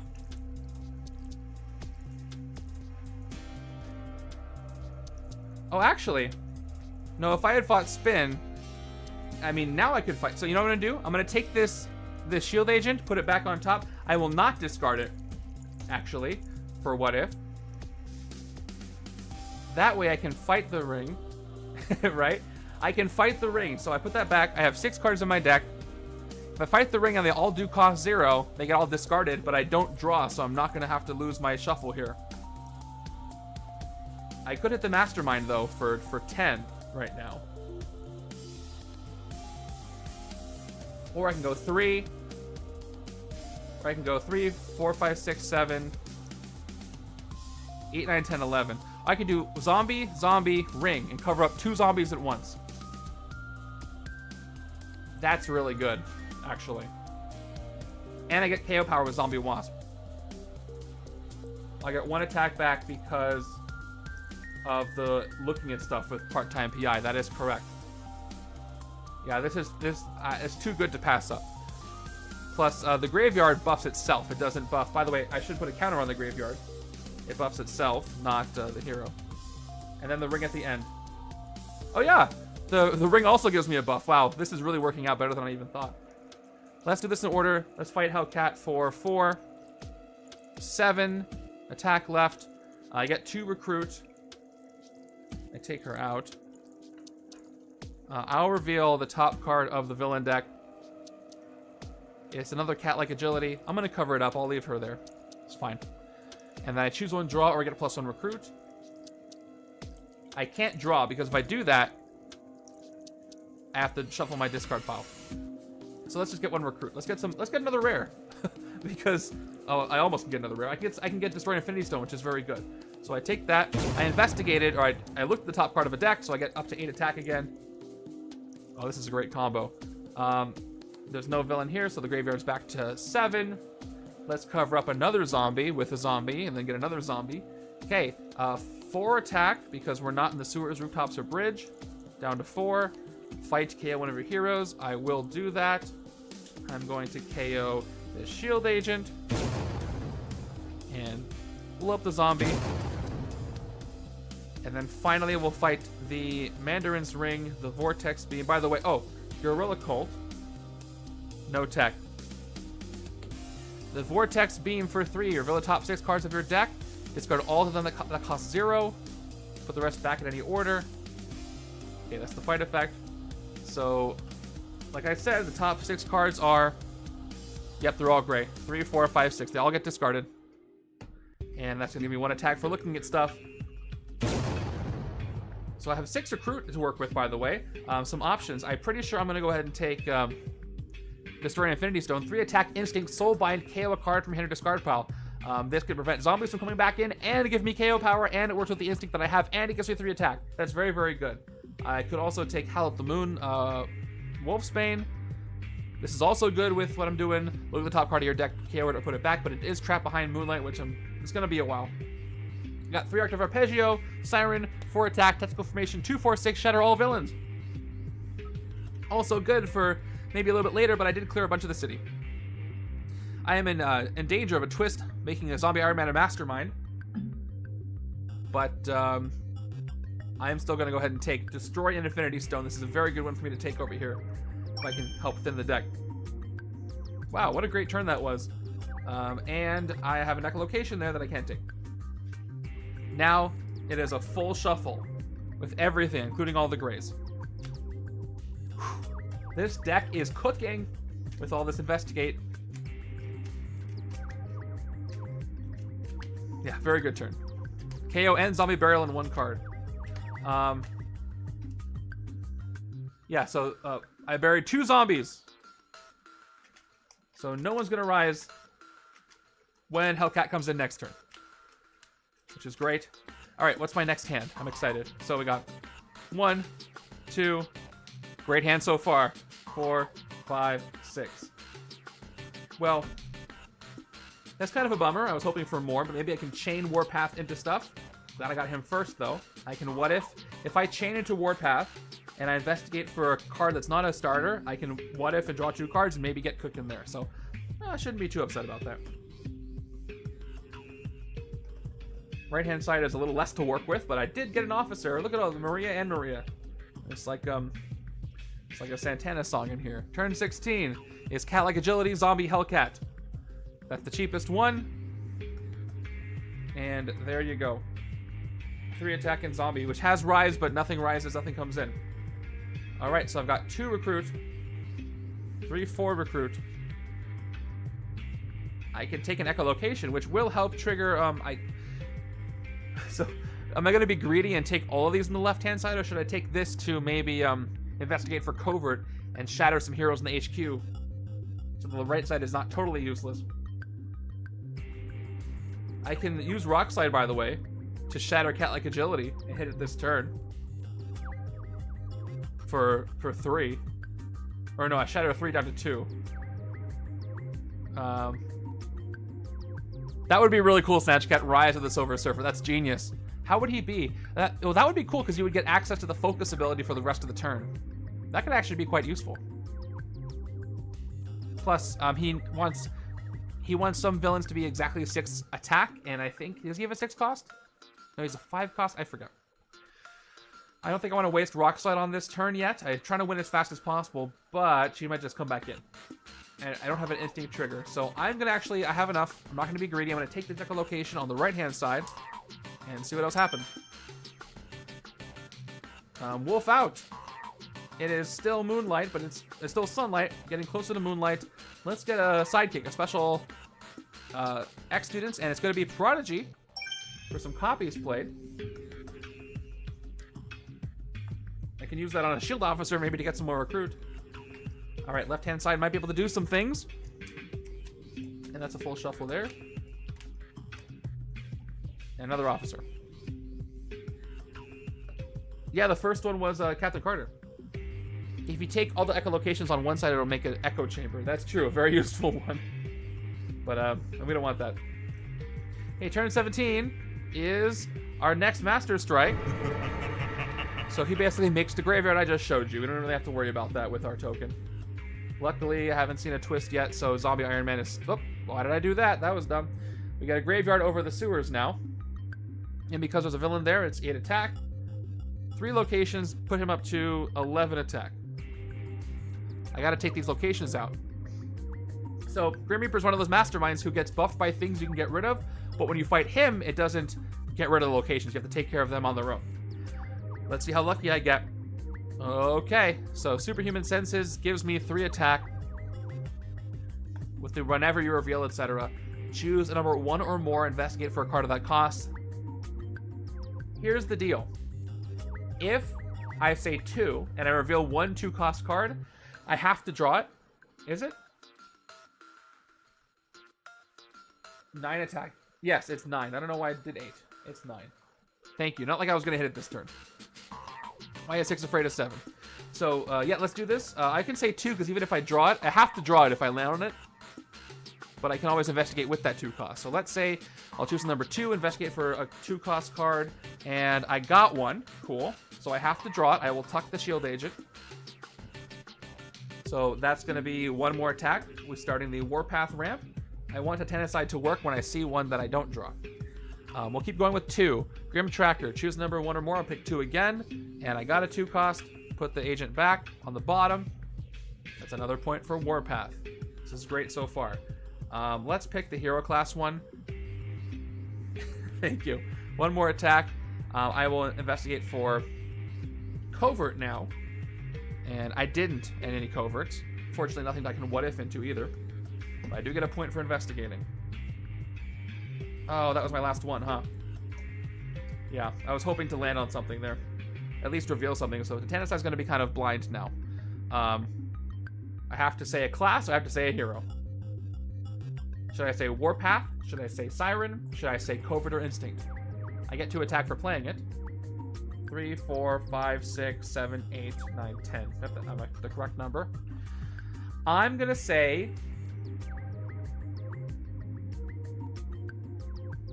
I think I'm going to say Instinct again. I'm going to say Instinct.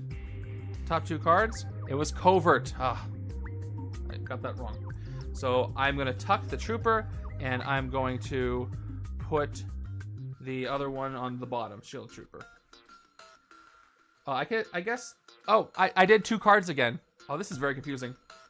The second one was Assassin Stealth, so Shield Trooper is at the top, I believe. I'm going to make that mistake more times during this game. Trust me. So, what are we going to do going forward? I don't know. I got 2 attack. I get 1 more attack for doing that. There we go. 3, 4, 5. Yep. 3, 4, 5, 6, 7, 8, 9, 10, 11. And that's where it's going to end, which is enough to hit the Mastermind if I want to. I do have Wartime Logistics, which this is going to give me 2 attack for base and the 1 cost, or the 1 printed. Oh, I have a Trooper hiding over here. Hello, Trooper. 12 attack. And 2 more agents give me 4 recruit. Okay. So, I can hit the Mastermind. I can almost hit 2 locations. But I'm trying to win this game, so I think if I hit him, he's going to make another location. That's what he's going to do. Which can cause some locations to get KO'd. I could hit Zombie Iron Man, who has no cool fight effect for me. And he might rise. I can go 7. But there's nothing for 5 I can hit.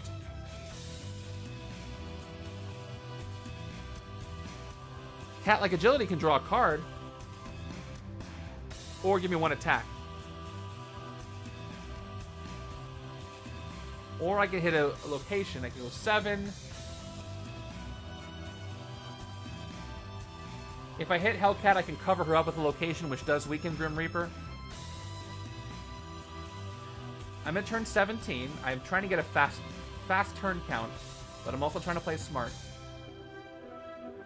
If I get a card draw, I might be able to keep the chain going if I get lucky.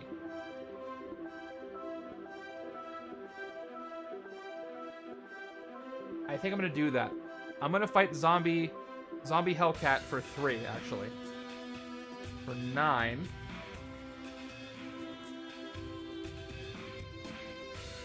I hate passing up the opportunity to hit the Mastermind, but I can weaken him. And I gotta get these zombies out, because if a twist happens, they will escape. I'm committing to the attack. I do it. And I just get to play a copy of her. I get one more attack. If I take the second attack, I don't have an effect for that. That would be cool, though. I gotta think about that. Yeah, that's what I'm saying. I could just get the 2 attack and then hit Grim Reaper. I was about to calculate that. Yeah, that's probably better than hitting a location right now. Let's do it. Let's take the extra attack. Yeah, that works for me. And yeah, he's at 8, 9, 10, 11. The bystander would. Normally it wouldn't Snatch Cat, but he's got a bystander, luckily. But yeah, he's going to make a location. But let's go ahead and hit him for that reason. So I do get a bystander that's going to cover up Hellcat. Luckily, he got that on turn 1. And I do get a tactic. The tactic is Cult of Skulls. Fight. If this was not already a location, KO up to 2 cards from your discard pile. Oh man, I only have 1. But I'll KO it. I KO this trooper. And this card enters the city as a location with this ability. Whenever you fight a villain here, each other player reveals their hand and discards a non-gray card. I think these are on our next list for the round 2 of tokens, because I'd love to see ones that look like the location. Okay, discarding non-grays is rough, so I gotta be careful when I do this. That's gonna go over to above the streets. Now we're almost full up on location, so he's up to 12 attack now, even though the graveyard doesn't have any more. I have 4 recruit. I've got Wolf out. This has a sunlight or moonlight effect. I can put it here on the bottom. If I have sunlight and moonlight, I can draw a card. This will actually be quite useful. It'll give another recruit value for Captain Carter, and it's more instinct. So I'm trying not to clog this deck up too much. It's got a good thing going, but I will take it. And another 3 octaves arpeggios. Hey, look, Iron Man has a cool fight effect now. That is true. Hey, you guys want to go hang out with Zombie Iron Man and the Cult of Skulls? Do I? Alright. Let's move over.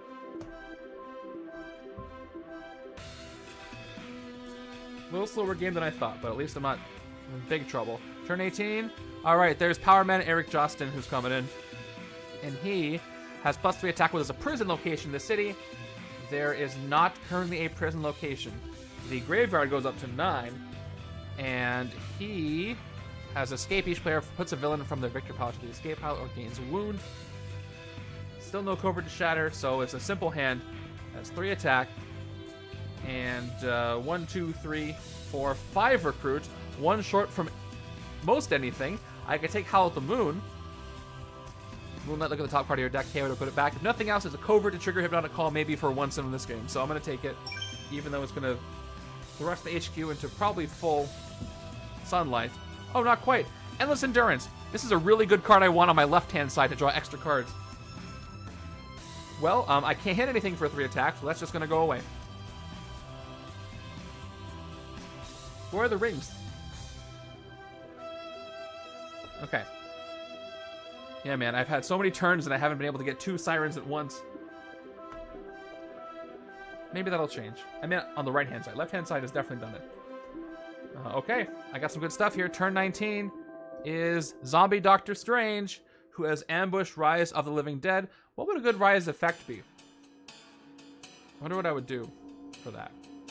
Maybe I could do an effect with, like, dirt opening up and the enemies here. That'd be fun. Yeah, nothing to rise. Fight, look at the top 3 cards of your deck. Draw 1, KO 1, and put 1 back. Very Doctor Strange. Escape cross-dimensional zombie rampage. Say that 5 times fast. Let's begin, since we're still in sunlight, with echolocation. That's the wrong place.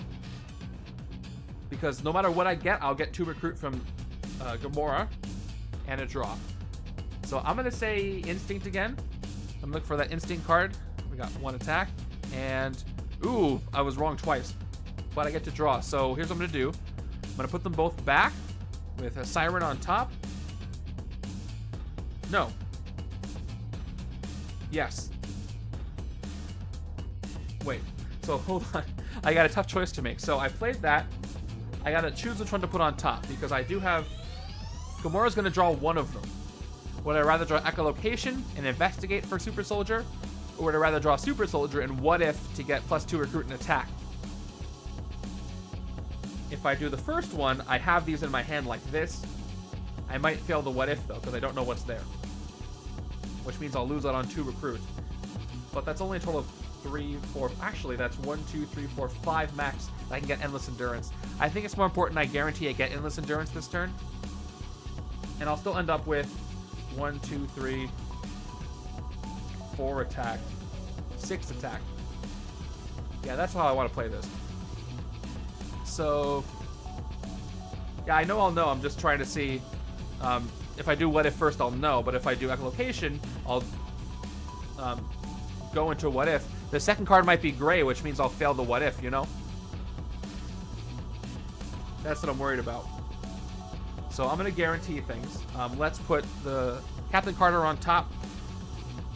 So after the Investigate, now I'll play Assassin Stealth. I'll draw a card. It is Captain Carter, and I will get 2 recruit. Yeah, this is a bit of a safe route, but safe is kind of what I need to do right now. Now we'll play Super Soldier Serum. We're going to say, hey, I want to look for Siryn, and there she is. I'm going to leave her at the top, so I get +2 recruit and +2 attack. Okay. After Sunlight, Wolfsbane is going to give me just 2 attack, and a 6th attack, and a 5th recruit. Yeah, good place to be. Okay, I can hit some stuff, but first let's go ahead and check the fight effects. Doctor Strange could be an interesting one, but I think what I have to do, guys, is I have to start hitting locations because I gotta hit this Mastermind. The zombies will escape on a twist, which is a problem, but I can't cover up Doctor Strange, although if I draw whatever card's at the top, it's Siryn, and I might be able to chain into some more draws to get more attack, to hit other things, but I don't know. I do get to draw 1 of the top 3, so that could be good. It helps Siryn. Actually, that's not bad. And I get a KO. How many grays in my discard? Okay, there's not a lot of grays. There's a good chance I land on a gray in the top 3 cards. So, I think I hit Zombie Doctor Strange and hope that I can hit more. I'm going to do it. So I knock my deck into my hand. Let's declare the attack by spending the 6 attack. Fight, look at the top 3 cards of your deck. Draw 1, KO 1, and put 1 back. Let's see what I get. That was a close one. So I will KO the Shield Agent. By the way, this card effect reminds me of a fun game to play on car rides that I won't talk about right now. Alright, draw 1 and put 1 back. I can draw Echolocation, which I can use to draw the Infinity Stone card. But I don't have an Instinct this turn somehow. So no odds for KO, but I'll still draw it. Alright, I'll draw Echolocation and put back Gamora.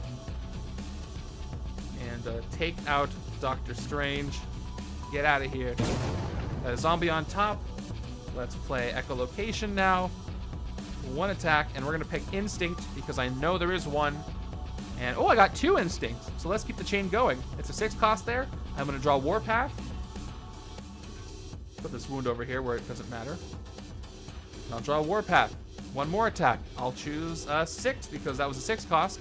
And I'll tuck this. And now I get the Soulbind. Sweet. Now I'll play Destroy Infinity Stone up to 5 attack. Instinct Soulbind, KO a card from your hand or discard pile. So I get to Soulbind whoever I want. And guess who I'm Soulbinding? I need an effect for Soulbind too. I want to take Zombie Doctor Strange and Soulbind him. I gotta play something. What's the most Soulbind effect that I've got? Probably the end game. It's a Soulbind. It always was. So I go flip him upside down. And it goes to the bottom of my deck. I gotta find something for that too. And I get to KO a card from hand or discard pile. Let's KO. Do I have a wound in my hand? I sure do. An agent's better than a wound. Let's go ahead and KO the wound from my hand. And I have 5 attack on top of that, and 5 recruit. So I'm going to go ahead and pick up Endless Endurance. Once again, this is when you draw a new hand of cards at the end of this turn, draw 2 extra cards. If I get enough of these, I'm drawing my whole hand every turn. Okay, as far as 5 attack, I can hit only Power Man. Believe it or not, everything is pretty buff. There's no prison in the city. Right-hand side has no tech, so the Gorilla Cult is not going to do anything if I fight Power Man here. This would have covered him up anyway. But, whatever. I wish I could find a location this turn. I would. Oh, I gotta refill the HQ. And it's Wolf out. Let's take out Power Man. And Iron Man's been here for a long time, hasn't he? That was a fun turn. Gotta keep carrying those grays. I've carried a lot so far. But not these ones. Those are the last 4 of my deck. Yeah, I could keep trying to hit Grim Reaper, brute force him, but I should probably hit those locations. If nothing else, to give me VP and weaken him by 1 for each one I hit. Although if I do fill the city with locations, some of them will get KO'd. He is. His stuff doesn't work. His electronics doesn't work anymore. Don't work anymore. Everybody's posting, watching me on their big TVs in the chat, in the Discord. Not gonna lie, it's a bit surreal, but hello, everybody watching in your living room. That I'm sorry that you're being forced to watch niche board game content, but whoever is at home has put this on the big screen for all of you, so I hope you're enjoying it. Okay, that's not one of the less effective hands I've had over here, but I can chain. Moving over.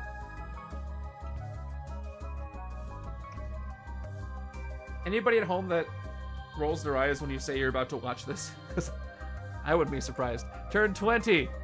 There's our first game twist. So here we go. We got a second Mastermind, folks. Each villain in the city with Rise escapes, then play another card from the villain deck. Here we go.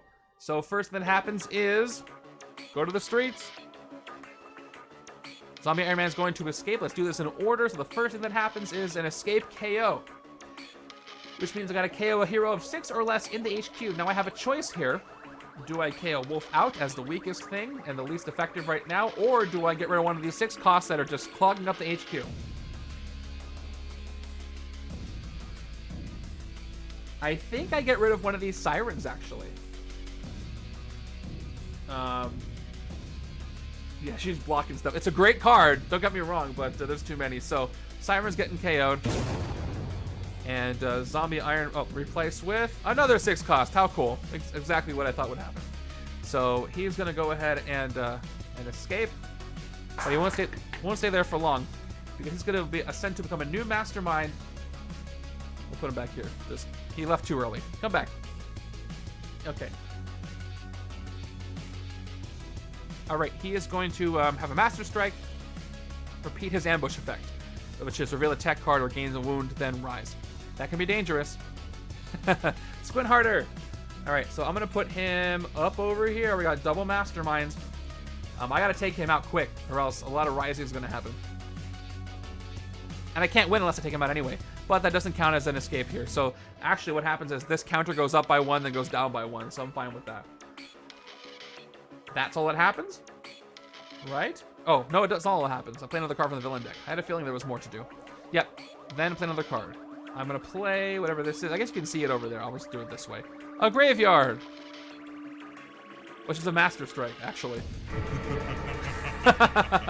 So that means that the Graveyard happens, but also, just in time, Zombie Iron Man does his thing too, which is each player reveals a tech card or gains a wound. That hurts. No tech on either side, so wounds go out. A little combo that hurt me, but it's okay. I'm still confident in what I'm doing. Wounds go out, then rise. Nobody comes back in. I'm thankful for that.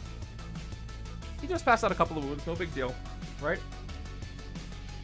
But the city's full of locations, so now he's at 13. This D12 doesn't go to 13. Time for the counter. 13 attack. Oh, too many locations. We got it. Here's my city. Got a graveyard, I got a cult of skulls, another graveyard, a white gorilla cult, and another graveyard.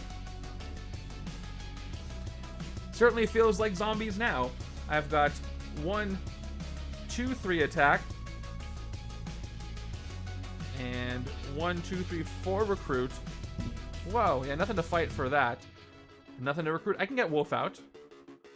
I really didn't want the right side to end up being my junk hand, but the way things are going, I don't know what to say about that. Let's go ahead and take Wolf out. And another Grim Tracker. Come on, left hand. You can do it. Let's punch some locations. Okay, there you are, Captain Carter. I just drew 2 tech cards. How funny. At least I'll be safe from the next Master Strike. So I can reveal for the wound on the right and cancel the wound on the left. So right-hand side is good for something. Turn 21 brings us Lightning, the Electro Blast. Fight, reveal the top card of your deck. You may KO it. It is in the graveyard. There's... oh no, am I grave robbing if I fight that? I really don't want to think about that. Let's pick a hero class. It's either Instinct or Covert. I got a little more Instincts than I do Covert, so I'm going with that. 1 attack. Let's go with Instinct. Neither of these are Instinct. Okay, the hand after this is going to be great. That's 1. At least I can fight the ring. Oh, I should have done Lightning first. I didn't think about how much attack I would have. Night Vision, we're in Sunlight. We couldn't be more Sunlight right now. And a 4th attack. These locations are very expensive to fight, I'm realizing right now. Yeah, let's go ahead and fight the ring. Maybe I'll get a lucky KO. Should have done this in a different order, you guys. Let's fight it. Top part of my deck is... no, Grim Tracker, which I think I knew was there. Oh yeah, I said Instinct. Nope. I got 2 age. I didn't know it was there. But I won't, obviously I won't KO Warpath. But I do like how that's there. I'm grave robbing from beloved pets. Maybe I should have left that there to cover up zombies. But it's too late for that. And I will take the other Grim Tracker right here. Because of course I will. And then in Wartime Logistics. Hey, a little odd cost. Like I said, these cards have a pretty even split of even and odd cost. We're just seeing a lot of evens in the expensive side. 4, 5, 6. I like what I see here. This is good. Hope I can get some more KO power. Actually, good stuff here. Turn 22 is Zombie Wong, who has Ambush. Rise, fight, look at the top 2 cards of your deck. Draw one of them and put the other back. Great for Warpath. Okay, so I've got Captain Carter, who I wish I could, like, teleport or something. But I can't. I can cancel wounds with her. Too bad Rockslide can't shatter locations. I gotta read this comment from Deadeye. Empty a city with full locations. You can say it's a ghost town now. Very much. It's like a strip mall on a Monday afternoon. That's not a good example. Plenty of people are there. All right, let's see. I'm gonna be hopeful. I'm gonna say Covert because I want to get the other Hypnotic Call. Although, are they both in my discard pile? They are. I'm not gonna get it. I don't know what to say. I haven't been keeping track of what's over here. I'll still say Covert because yeah, it's not gonna work anyway. The right hand side. 4 attack. I've got 2 recruit. I could shatter Zombie Wong, but that wouldn't do anything for me. I could use Prodigy to shatter twice. That'd be funny. I can play a copy of another card I play this turn that costs 6 or less. If I play a copy of Shield of Britain, that'll give me 7 total attack, and I can hit Zombie Iron Man. Now that seems pretty good, even if he might rise. Yeah, I'm gonna do that. Let's play Prodigy as a copy of Captain Carter. So Prodigy will go away, and I get another 3 attack. definitely worth it to do that. Because I don't want this effect to be out that long. So let's look at him as a Mastermind. Yeah, he just has 7 attack right now. He is not going to be covered up. He can come back in, but he won't be coming back in as a Mastermind. Alright, I take him out for 7. And luckily, since he was a Mastermind, locations didn't affect him. I've got Rock Slide, who's not going to do anything. I'll get another sidekick. I got to pull the next special sidekick from here. So the X Factor, or I'm sorry, X Student, and it's Skids, which is good. I was worried about that. Getting more wounds. So Skids comes to me, and that's it. I didn't separate out my sidekick deck. I just have them all there. So okay, let's see what left-hand side can do. I wish I could have hit Zombie Wong, but I couldn't do both. Actually, I could have hit him first, and maybe I could have drawn something and shattered, but it wasn't worth it. I wanted to take out the Mastermind. 4, 5, 6. Oh, well, Rockslide came back with a handful of recruit. Okay, what am I in for next? I'm ready. Turn 23. Okay, 0 the Ice Blast. This is one where you choose a card you play this turn that costs 0.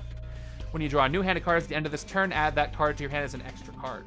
That's what I was hoping to do with Captain Carter, but she doesn't cost 0, obviously.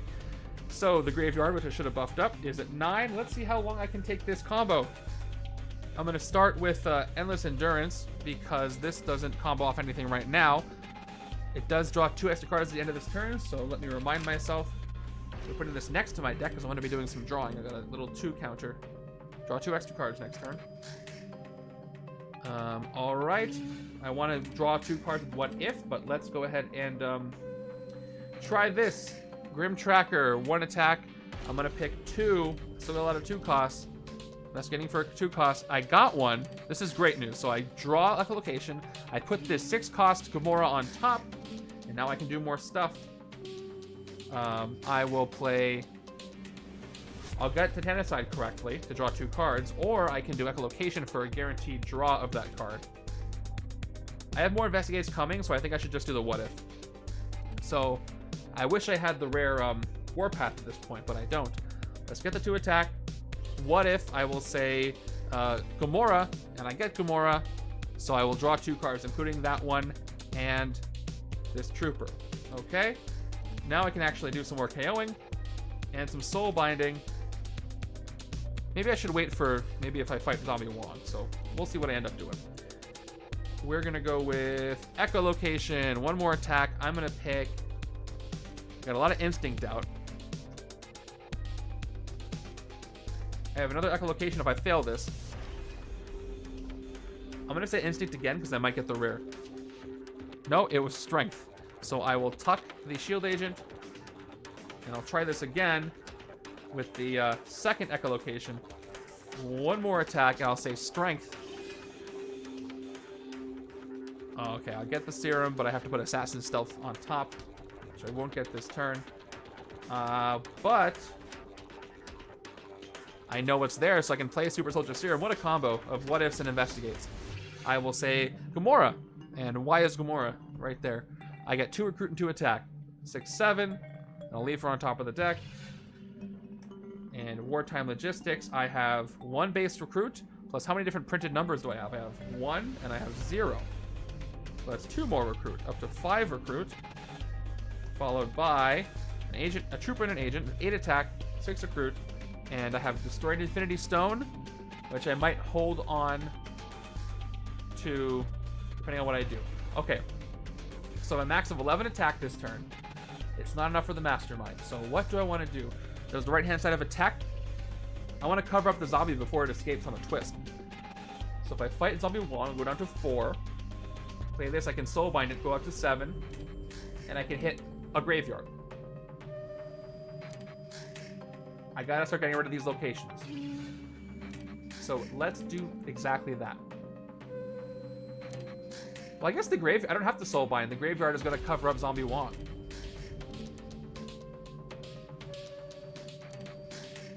So I could just Soul Bind another zombie, but it's not really, not really the point. So I get the Soulbind right now. It doesn't matter. Although, no, the locations can go back in, right? Let's just go with Plan A just to be safe. I'm going to fight Zombie Wong for 4. Oh, I get to draw a card as well with Zombie Wong. That can keep the combo going. Down to 4. Let's declare the fight. Alright, let's fight him for 4. Top 2 cards of my deck. Draw 1, put the other back.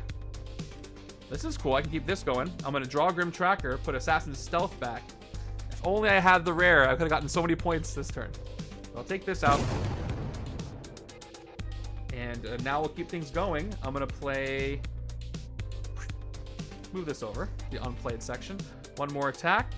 Choose number 1 or more, investigate for a card of that cost. I choose 2 because the Gamora was there. And I will take Assassin's Stealth, Wolf out. Let me tuck a hero. Should I tuck Wolf out though? Because that means I'll get to the rare faster. But it's the end of the turn. I kind of want to wait till the next turn to get the rare so that I can start it and get all the buffs. So I'm going to put Wolfsbane back on top. And we'll draw it with Assassin's Stealth. I'll draw Wolfsbane and I will get to recruit. Guess I'm getting another rare this turn. Look at that. We will play Wolf out real quick for 2 more recruit. I can tuck a hero to the bottom. Hold on, maybe I should recruit the rare first before I do that. See what's there. So Icon of Hope. Just still very good. So I'm going to go ahead and take Icon of Hope. Give Him All We Got, by the way, is a runner-up because this sets up What If and Investigate. But I have to put a card on the top of the deck, so I don't get any extra cards that way. Unless I do a cool combo with Gamora. But I'm going to take Icon of Hope because rare for 8. Okay. Now I'll play Wolf out. 2 recruit.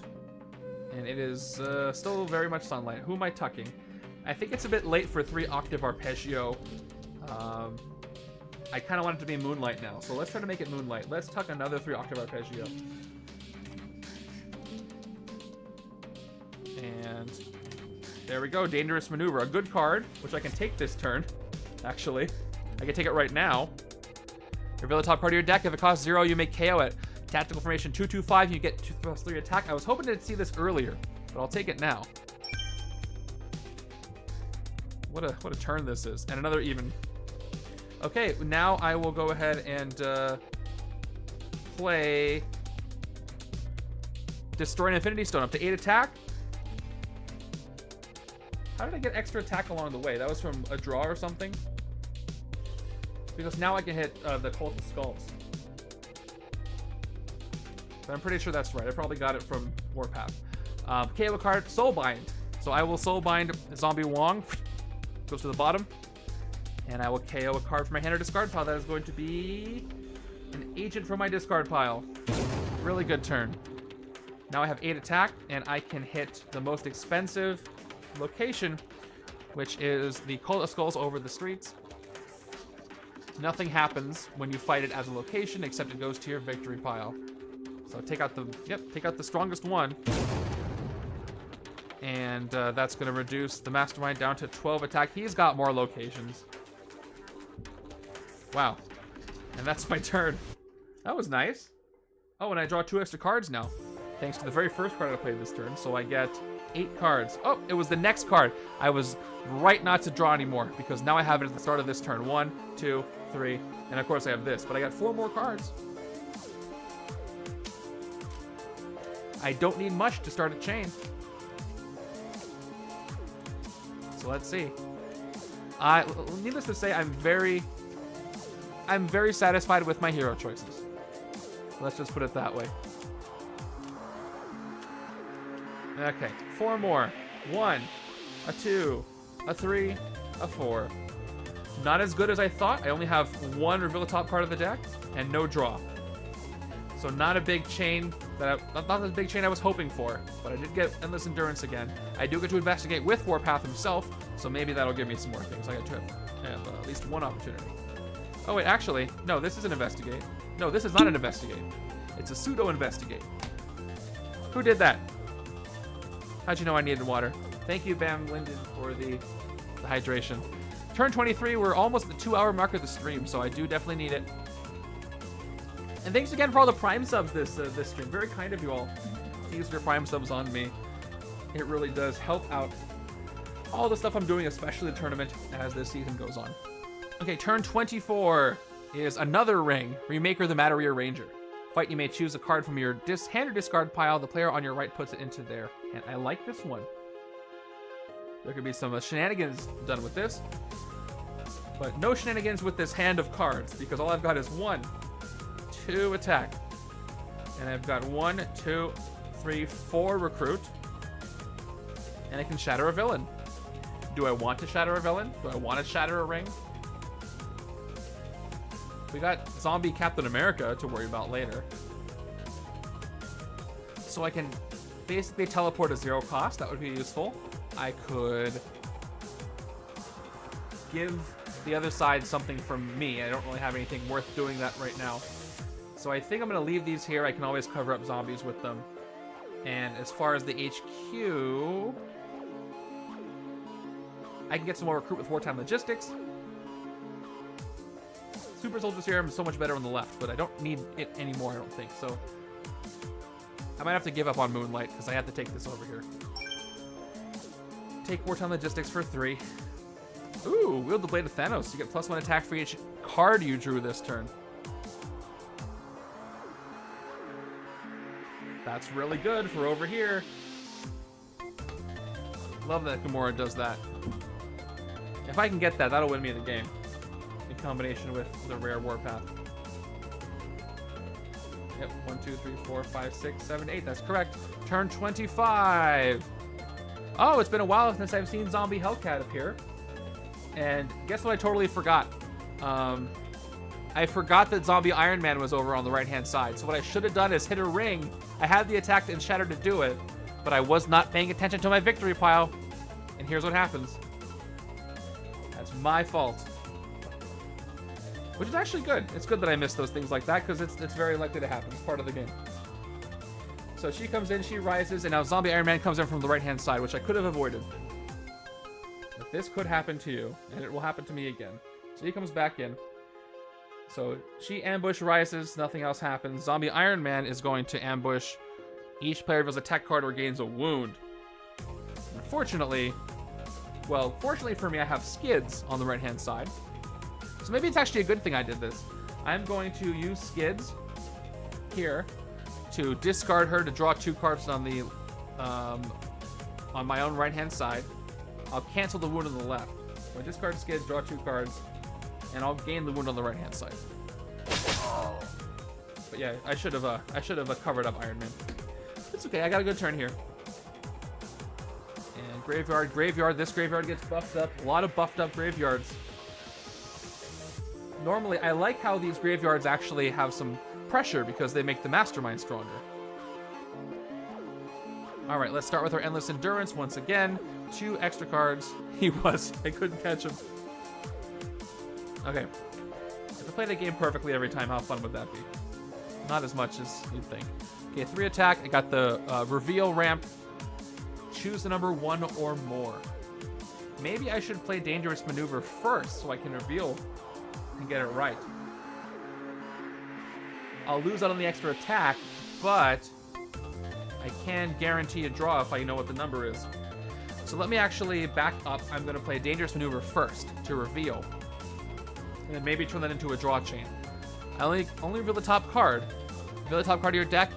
Oh, by the way, 2/2/5. I'm not going to get that. Oh, man. So if I do Warpath, there's a chance I could get a 2 cost from the top of my deck, and I could succeed. But I also might fail. Let's do it anyway. Alright, top card of my deck. Okay, it's a 0 cost, so I will KO it. It doesn't give me any knowledge, though, of what's next. So now I'll play Superhuman Senses. I gotta choose another number. I mean, playing the odds, I should pick 2. Most of these cards are still 2 costs. So I'm gonna investigate for a card that costs 2. Let's be dramatic. Let's do it one at a time. That's not a 2 cost. This one has to be a 2 cost for this to work. Oh, it's a cool card, but not a 2 cost. Wow. Okay, well, I'm not discarding either of these. I'll put Captain Carter on top. And I get one more attack for investigating, but this turn is going to end a lot sooner than I thought it would. 5 attack. And then Gamora does trigger off the rare. 6, 7, 8. I will... Let me go back, actually. Should I hit part-time PI and then soulbind it? If I play Gamora, I can hit Zombie Iron Man, but I can't cover him up. And if he escapes again, he won't go against my score. So I think I'm going to do is hit part-time PI, right-hand side discards a tech card, but doesn't have one. And then I can soulbind her and then hit a ring. And then I can... Oh, I forgot. I should have fought her to do some cool shenanigans. But I can at least look at the the villain deck. So let's declare 4 attack. Let's fight Zombie Hellcat, part-time PI. And I get 2 recruits for playing the copy. Reveal the top card of any deck. If it's not a twist, you can put it on the bottom. Yeah, no more investigations for me to do on this turn. So let's go ahead and reveal the villain deck. It is... Oh, but this gives me a bonus attack from Warpath. No, actually, no. If I want to get the bonus attack from Warpath, I have to reveal from my deck. Not any deck. Do I want the bonus attack?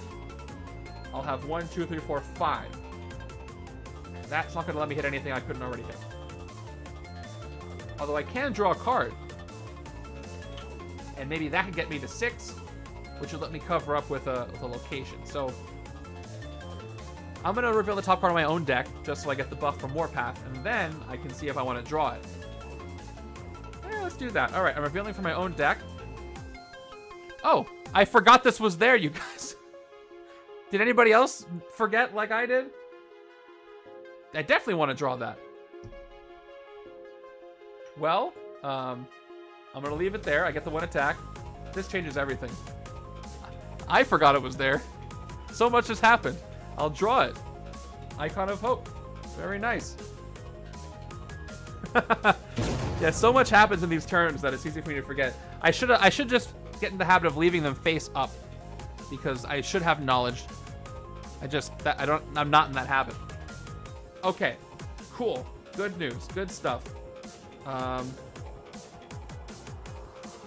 I can play the rare that I forgot was there. Yeah, I can't draw anything else. This is a good time to do that. Okay, Icon of Hope gives me 2 recruit. I thought Zombie Hellcat would be a lot of fun for that reason. A little bit of extra card draw and recruit at certain points. Okay, I get +1 recruit for each different printed recruit number among all my heroes. I have 1 and 2. That is 2 more recruit. That's fine. And then same thing with attack. I have a 4 printed attack, 3 printed attack, 1 printed attack, and 0 printed attack. That's 4 more attack. I'm up to 10 attack after that. Oh, wait, I didn't play these agents yet. Wait, did I play these agents? No, I got 1, 2, 3, 4, 5, 6. 2 from Hellcat. I haven't played these yet, which is on purpose. I haven't played Gamora yet either. So I've only played these. That's why I've got 3, 4, 5, 6, 7, 8, 9, 10. Whoops.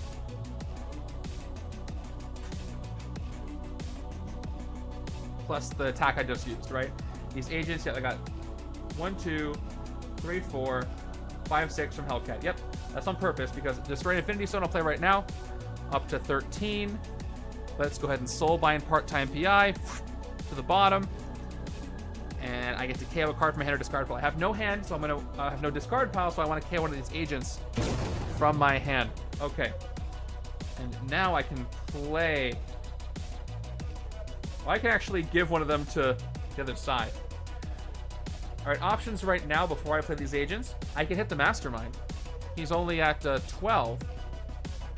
He will get more locations. After I hit him, he'll get another location. I'm getting up there in turn, so if I'm caring about my score, I should just keep hitting him. I'm getting enough attack to hit him even with maximum locations.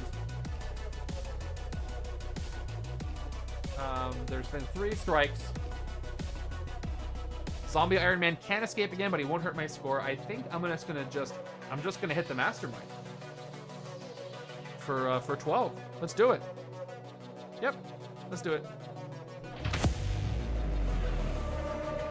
8, 9, 10, 11, 12. Okay, next tactic. Here's another location. It is the Prison of Coffins. Fight. If this was not already a location, you get +5 recruit. Wow. And this card enters the city as a location with this ability. Whenever you fight a villain here, each other player puts a villain from the victory pile into the escape pile. That's gross. This is actually one of the only ways that Zombie Iron Man can end up permanently in the escape pile. If you fight him, he'll go there and he won't do the escape effect because it's not an escape effect. That's very interesting. So this is going to be here over the streets. And Mastermind goes up to 13. Yeah, I don't think I'm going to be able to take out all these locations, so I just gotta hit him. Now with 11 recruit, actually with 13 recruit. I didn't play these yet, did I? No, I didn't. 12, 13. What do I want to do with all that? I definitely want to take Wield the Blade of Thanos.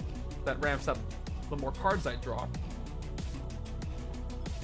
Everything else is great, but I think even though this is one of the cheapest, it's the best card I can take. Give him all we got is 5 attack and a guaranteed what if or investigate. But I'll take the cheaper one because I can still get a rare if this uncovers one. So Wield the Blade for 4. Down to 9. Give me a rare. No. Ooh, but I do like multiple Endless Endurances in hand. What do you think? Should I take Endless Endurance to, if I get 2 of these, I gotta draw 4 cards at the end of my turn, or I can take, give them all we got for just raw attack power and a guaranteed top deck. Both are tempting. I think I have enough attack. I just want to draw more cards and cycle through my deck faster. So I think I'm gonna take more Endless Endurance. The better Cocoon. Sorry, Adam Warlock. Okay. And Wolf out. I don't want anything else that can't draw at this point. Super Soldier Serum is fine. I could get a sidekick for 2. A lot of those draw. I'll get an X-Student sidekick. And I'll leave everything else nice and neat where it is. I think I'm at that point. So, let's see. X-Student? No. X-Student? No, that's Hairball. Keep going until we get an X-Student. Nope. Yes, Rusty Collins. He gives me some KO power. And an Investigate. Perfect. You guys are not in the game. Sorry. It's kind of fun to play with just the X-Students. And there's my turn. Double rares. And I get 8 cards thanks to Warpath. 1, 2, 3, 4, 5, 6, 7, 8. And this can probably draw 8 more cards. We'll have to wait and see. I'm not going to have the fastest game. If I was in the tournament, I would probably play again if I was in the tournament. Because I know this works. I could just be faster and make slightly better choices. But proof of concept, good choices for me. I mean, it's hard to go wrong with Gamora. And Warpath is also great. But I don't think a lot of people would pick him. Turn 26. Demon Sight Hellcat. I haven't seen this one yet. This is a really... Yeah, of course it's an all great. There's a reason why I wanted to go with Demon Sight. Or why I was interested in using Hellcat because of Demon Sight as a zombie. So check this out. She can fight herself. So there. Okay. She's got 2 attack, gets villain, bystander, strike, or twist, and reveal the top card of the villain deck. If you guessed right, you get +2 attack. And Avengers, if this is a villain, you may fight it this turn. So if I had an Avenger, I could reveal a Hellcat zombie and fight it this turn with this one. And guess what happens when I do? You play a copy of the card. Because the scheme says hero cards from the villain deck, which means when they're in the villain deck. So if I did that, I would fight it, play a copy, then fight it, play a copy, then fight it, play a copy, as long as I had the attack. But I'm dangerously close to an escape, which does have me a bit worried. I was doing so well, and I can't hit anything. But yeah, there's not much I can do about it. That came out this turn. But yeah, 2 attacks not going anywhere. I got 2, 3, 4, 5, 6 recruit. And we're gonna take, I think we're finally gonna take 3 Arctic Arpeggio to shatter all villains. Let's finally get one. We KO'd one, we tucked one, and we recruited one. I feel like I fought Doctor Strange again. Ooh, Coordinated Assault, Captain Carter. Let's see if I'm safe after this. Whoa, where are you guys going? I am so excited for that Dr. Doom mat. It's gonna look so good on here. 8 cards, I love it. Turn 27. Oh man, there's my escape. I was doing so well without an escape. But here we go. My first escape of the game. Now, if I was playing in the tournament, I wouldn't fret too much because this scheme makes escapes happen, so escapes are probably not going to hurt your total ranking as much as they normally would with this setup, because a lot of people will have escapes, and you're comparing results to each other, so I'm not going to bother with a 1 escape. But I technically have 2 escapes, 1 just goes away. Let's do this. Each villain with Rise in the City escapes, then play another card from the villain deck. So, now this is an important question. Is there an order in which these are supposed to escape? Is it from right to left? I don't really think about that much. How would you do it? It might be written down somewhere. I think I should go from right to left. I never really think about that. It doesn't really come up that much. So, or is it left to right because that's how escapes would normally happen? Oh, now I kind of tangled myself up. While I'm thinking about that, thank you, Avery Ace, for the Prime sub. Hey, Vago, hope the game is going well. Loving the tournament so far. Thank you for participating in it, and I'm glad you're enjoying it. And thank you for the 2 months of subs. I really do appreciate the Prime sub. Dealer's choice. It technically is dealer's choice, because it's you do the thing with the thing. You have to pick one. I don't think they're going to affect anything, the order in which I do it. So, this is a bummer. All right, so we do some KOs. Maybe we can get into Moonlight for the 1 Wolfsbane card I have. Let's KO this Super Soldier Serum. It's a 2 cost, but I'm probably not going to use it. Yeah, technically it's you get to choose, but I'm wondering if there's an intention. And then, yeah, this zombie's going to escape. Too bad I can't pull it out of there. So that is going to be my 1 escape of the game. Hopefully my 1 escape. Unfortunately, that's 1 out of 6. And then Zombie Iron Man's also going to escape. Oldest to newest. Left to right is probably how I would do it if I had to pick, but it's not going to matter here. Okay, who else am I KOing?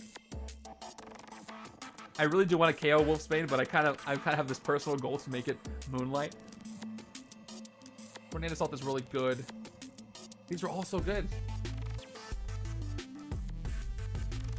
I'm not going to take Coordinated Assault, and I already got rid of, well, almost got rid of Iron Man. You know what? I'm probably, even as good as Give 'Em All We Got is, I'm probably never going to take it. It's a little too expensive, and I can just keep drawing with other things. So I'm going to actually KO that one. Oh, we're almost in Moonlight. Almost did it. And he's going to escape and become a Mastermind again, who has Master Strike, repeat his ambush. So we're going to put him up here, and we'll put the escape pile up over here since there's a graveyard where it's supposed to go. Okay. And that was before I got to do anything with my turn. I was thinking, did I play all these yet? I sure didn't. All right, let's get my revenge on all that. By the way, yeah, he's at 13. What is the smartest thing to do? If I got into Moonlight, I can draw a card. I really wish it was Moonlight. I forgot I had 2. Maybe I can make it Moonlight this turn. Let's take a shot in the dark here and echolocate. Yeah, we're winning. No F's in the chat because I'm doing just fine. I'm gonna investigate for Instinct, I think. I got a really cool investigate and what if combo deck on the left. Yeah, we're gonna investigate for Instinct. And, oh, I totally failed. Oh yeah, sorry. I forgot about the other villain card. All right, I'll get back to that in a second. But first, this. Sorry, so many things happened. A ring comes in. There, done.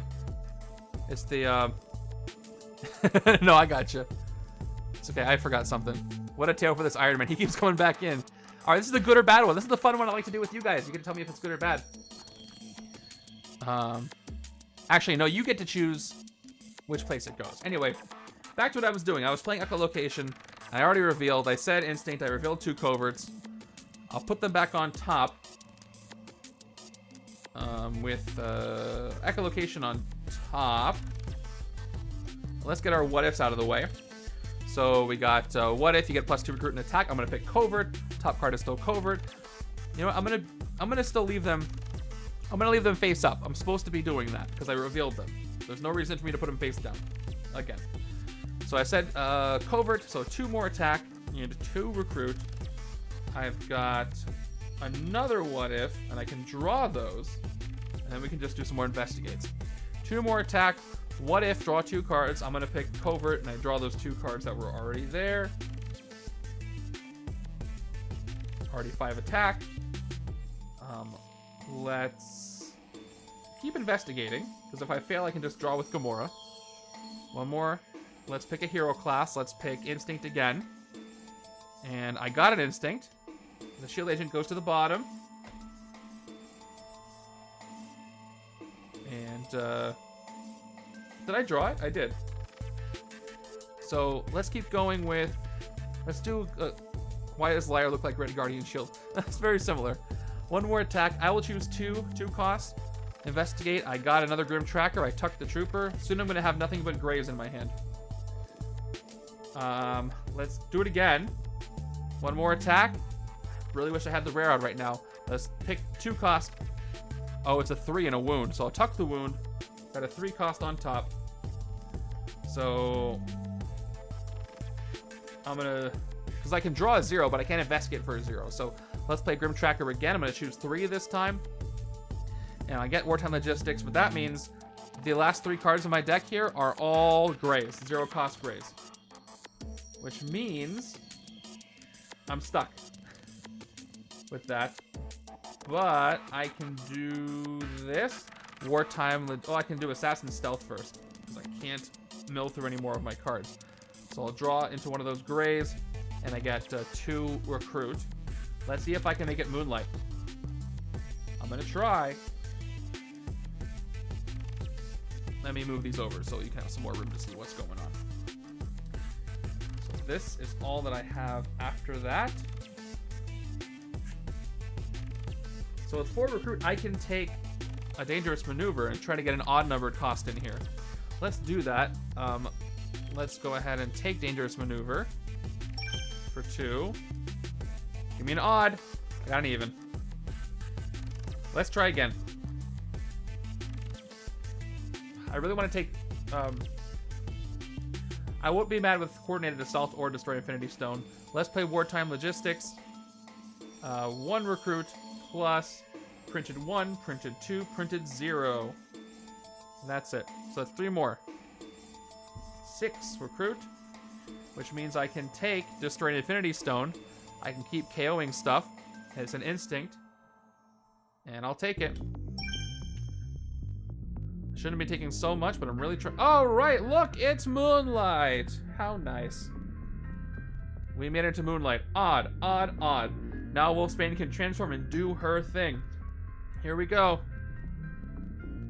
That's what I was hoping for. One that had a chance of that happening. Play Night Vision for 2 attack.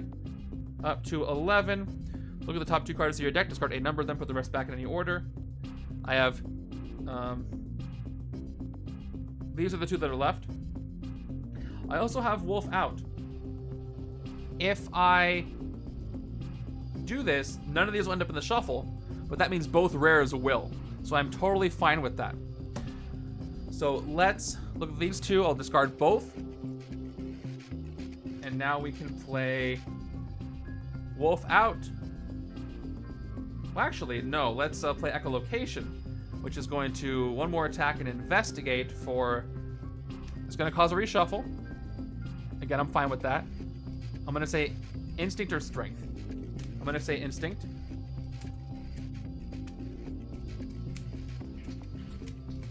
There are some grays in here, which is kind of the bummer part, but it's fine.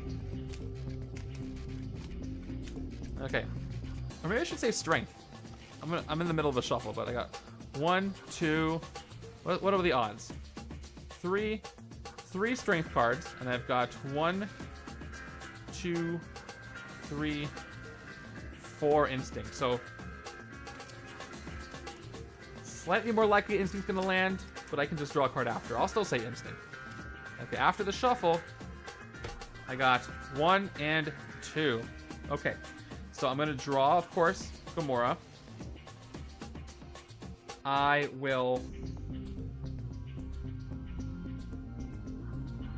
want to put Rusty back on top so I can draw him. I'd rather save the rares for next turn, honestly. So let's go with Wolf out to recruit. I'll draw a card, and I draw it into Rusty Firefist Collins. Ooh, let's play Rusty Firefist Collins. By the way, this is what Legendary is. If you're not watching for some reason and you don't know what Legendary is and you've just tuned in, this is it. The combos, the draws, it's all part of the magic, and I'm very happy it's happening right now. Okay, investigate your deck for a card that costs 0, KO it, or discard it. Cool, I got it. I'm going to KO it.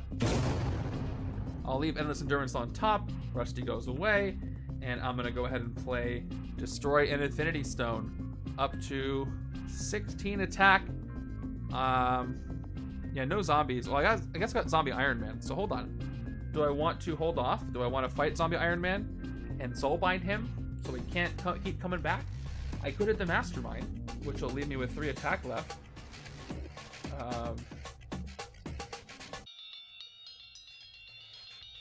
What's my best move here? If I fight Zombie Iron Man, I have 6 attack left. 7, 8, 9, 10. I have to hit all the Masterminds to win the game, including Zombie Iron Man, so it's not like I'm preventing myself from hitting the Mastermind, even though I do have attack to hit the Mastermind, the main Mastermind. I'll lose some VP on locations.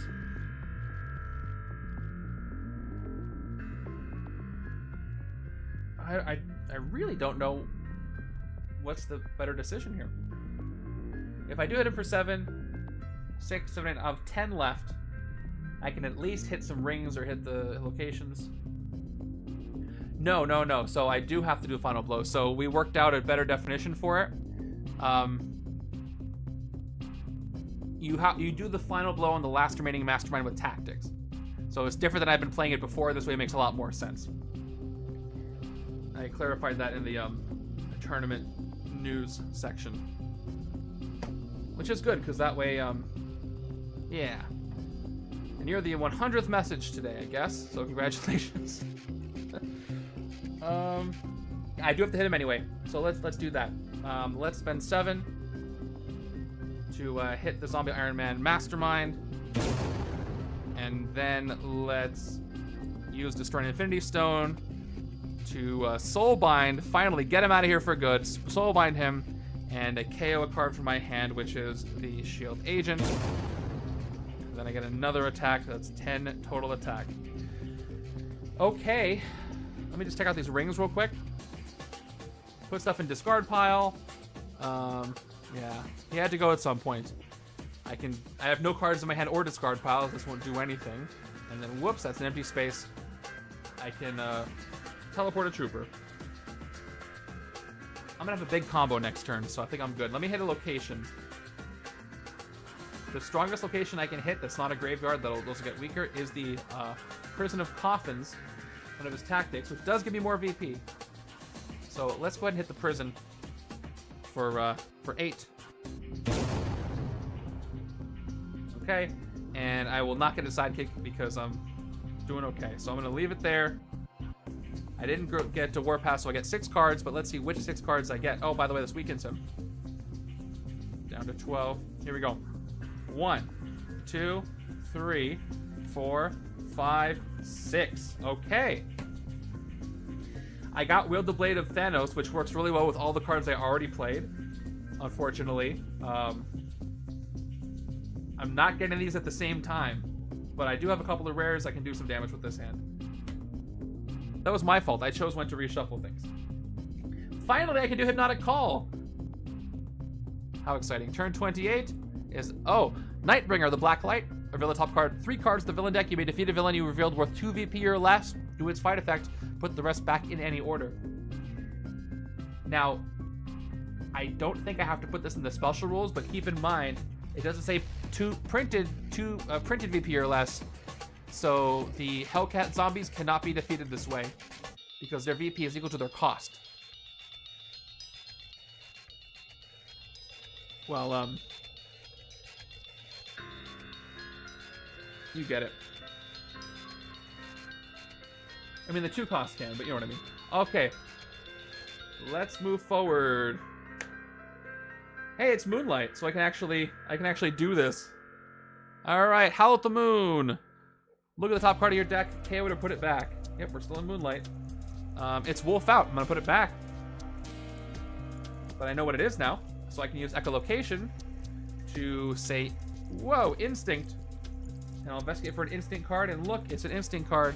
I will draw Wolf out. I will tuck the Shield Agent. Right side is doing stuff now, thanks to Moonlight. Let's draw another card. 2 recruit. Moonlight, draw a card, and it is Hypnotic Call. Wow, I can do it twice. I can shatter these heroes twice. There's only 2, though, that I can actually shatter. I can't believe this is the first time I've actually pressed shatter this game. Okay, Covert, shatter each hero currently in HQ's. Printed cost is 2, 4, 6, and or 8.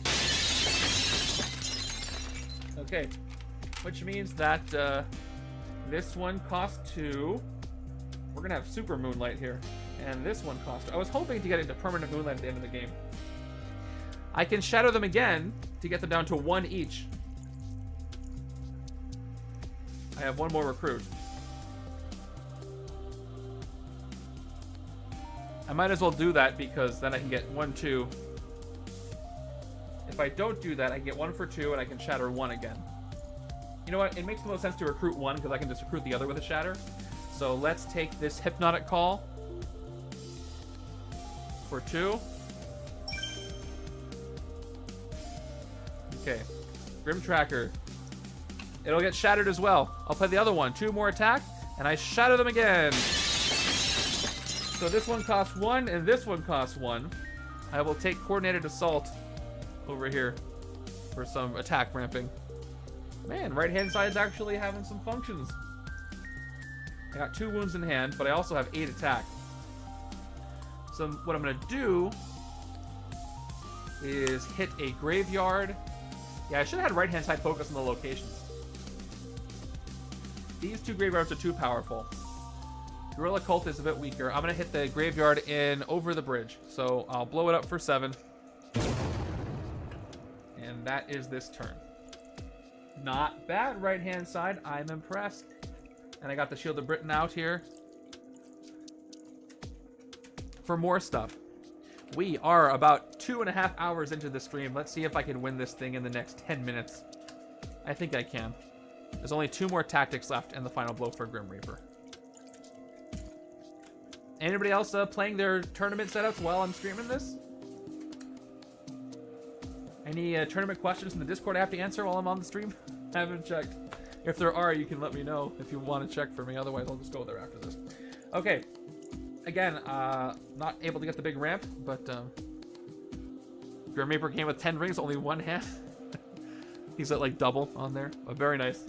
Okay, turn 29. Our second bystander getting captured by a ring. So the radiation scientist was walking through the graveyard one day and found this cool ring and put it on, and suddenly couldn't move. And that's how that happened. Endless Endurance, 2 extra cards at the end of this turn. I really hope I don't only do 1 draw with this. It's going to be pretty disappointing. I can do the thing where I have some knowledge. That might actually help me out. So, Dangerous Maneuver. Let's reveal the top card of my deck. If it costs 0, I KO it. Nope. Alright. It's another Endless Endurance, which means 2 this turn. That's cool. Do I have 2/2/5? I sure don't. I should have had it already by what I have, but okay. Alright, hope you're confident in those, and I hope that works out for you. Okay, 3 attack. I got the whenever you reveal. Choose number 1 or more. Investigate for a card of that cost. I choose 5 because we got Endless Endurance there, and we got Endless Endurance drawn. I'll put Gamora back on top. That gives me 1 more attack for revealing. I'll play the second Endless Endurance. I get to draw 4 cards on top of the 6 cards at the end of this turn, which is great because everything's going to go back to the shuffle. I got Wield the Blade of Thanos. Unfortunately, I only drew 1 extra card in this turn, so I get 1 base, 1 extra. Probably the least effective this card is going to be. And then Icon of Hope. Amazing name, by the way, because of the icons. 10 total attack, 2 total recruit. How many printed recruit numbers? None, except for this one. So I get 1 recruit. How many printed attack numbers? I got 4, 1, 3, 0. 14. Yeah, again, that's one of the reasons I chose Warpath, because he's got a 0 attack, and Gamora, who's got some low attack numbers too. Some varied attack numbers. 14 attack means I can hit the Mastermind. Or I can go 3, 6, 9, 12, and incur the damage of all those. The Graveyard is only 7, so I can go 7, 8, 9, 10, 13. I'm going to hit the Mastermind, let the right side... Right side is not going to do anything next turn, but I might have a big combo coming up, but let's hit the Mastermind while we can. Okay? 2 left. There's still 2 tactics left. Okay, we got the Carnival of Concussions. If this is not already a location, draw 3 cards. Oh, I shouldn't have played Gamora yet. I didn't know this was going to happen. It's fine. I'm over it. And we got the Carnival coming in. Yeah, I'll draw 3 cards then. Alright, well, I'll set up for the next turn a little more. Okay, so I've got another Dangerous Maneuver. And in the Divide and Conquer pot, I picked heroes with instinct rares so that the 4 of the 7 rares are in decks, only 12 cards. Yeah, that's the way to go. I was wondering how you would pick those, if you were going to base it on rares or what. They're still going to be expensive, but at least you'll see them. All right, let's play Dangerous Maneuver. Reveal the top card of your deck. It costs 0, you KO it. It does cost 0, so I will KO it. And I revealed, so I get another attack because of Warpath. Soulbind does work. It was 11 to hit, so yes, 3 left right here. Did I do that correctly? Let me give his attack back. 12. I was about to check for that too. Right now I'm checking the Mastermind's attack, and I'll check for the 225. Do I have 225? I have 225. I sure do. So I get plus 3 attack, up to 6. My mind got in the way of finishing that card's effect when I was thinking about Grim Reaper. But yes, you're totally right. I got it. Destroy an Infinity Stone, up to 9 attack. Who am I soulbinding? Who's left to soulbind? I can't soulbind a location. Has to be a villain. Any zombies? Yeah. We'll soulbind this Hellcat. We'll put her back where she's supposed to go. And KO a card from my discard pile. Did I get a wound? No, I don't think so. No, I'll KO this shield agent. Also, this counter on Warpath should be gone. Okay. Did I give myself 3 attack? I don't even remember if I did that. Yeah, because I was 6, I was at 9. Yep, I'm good there. Okay, well that gave me some bonus stuff to do. I'm going to hit the Carnival of Concussions that just came out for 8. And we'll take it out. That was a fun little post-Mastermind hit combo. He goes down to 11 now, the 3 locations. I'll leave... Oh, Tactical Insight is very good, though.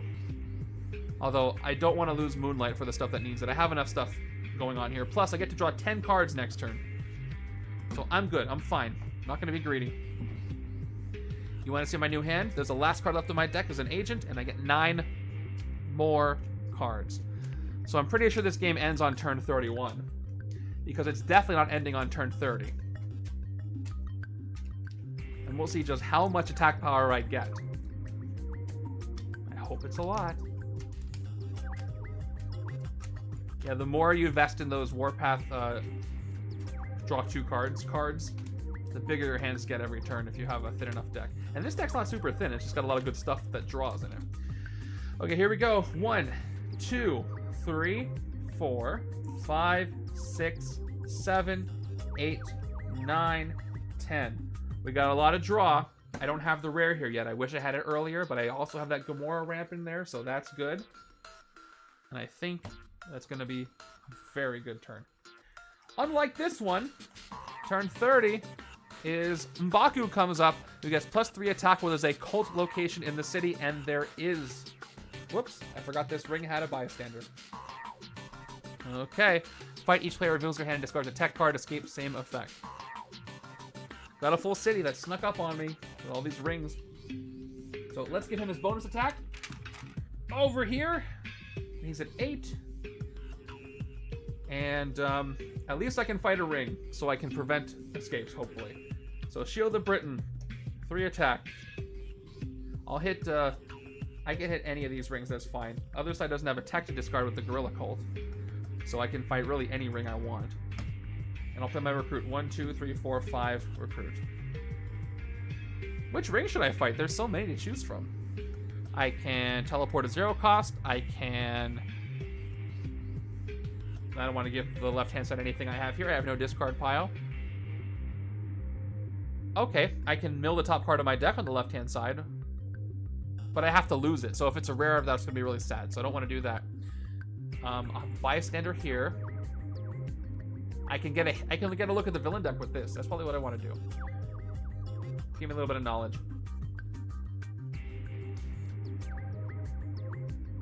Let's do it. Let's fight Nightbringer. Reveal the top 3 cards of the villain deck. 1 and 2 and 3. A twist is at the bottom. Swordsman and the Flame Blast. I could defeat the Flame Blast for free, which will KO a card from my discard pile. I don't have one. It will give me a little extra VP. I think I don't mind speeding up the deck because I'm doing pretty well. So I think I will do that. I'll defeat the Flame Blast for a little extra VP for basically free. It says you may KO a card from your discard pile. There aren't any in there. I'll just do it anyway. And I'll put Swordsman back on Swordsman on top. And we will take out Nightbringer. I don't want the twist in because there's nothing to rise. Well, I guess I kind of do want the twist to happen now. Hold on, because if I do that, nothing will happen. I'll just play another card. It'll play the other card I revealed. Let me just double check. Yep, I want to put the twist on top. Just get it out of the way, even though I might end the game turn soon. So twist and then Swordsman. I defeat the ring and rescue the radiation scientist. I may KO one of my heroes. I KO the shield agent. I said I KO the shield agent. Not...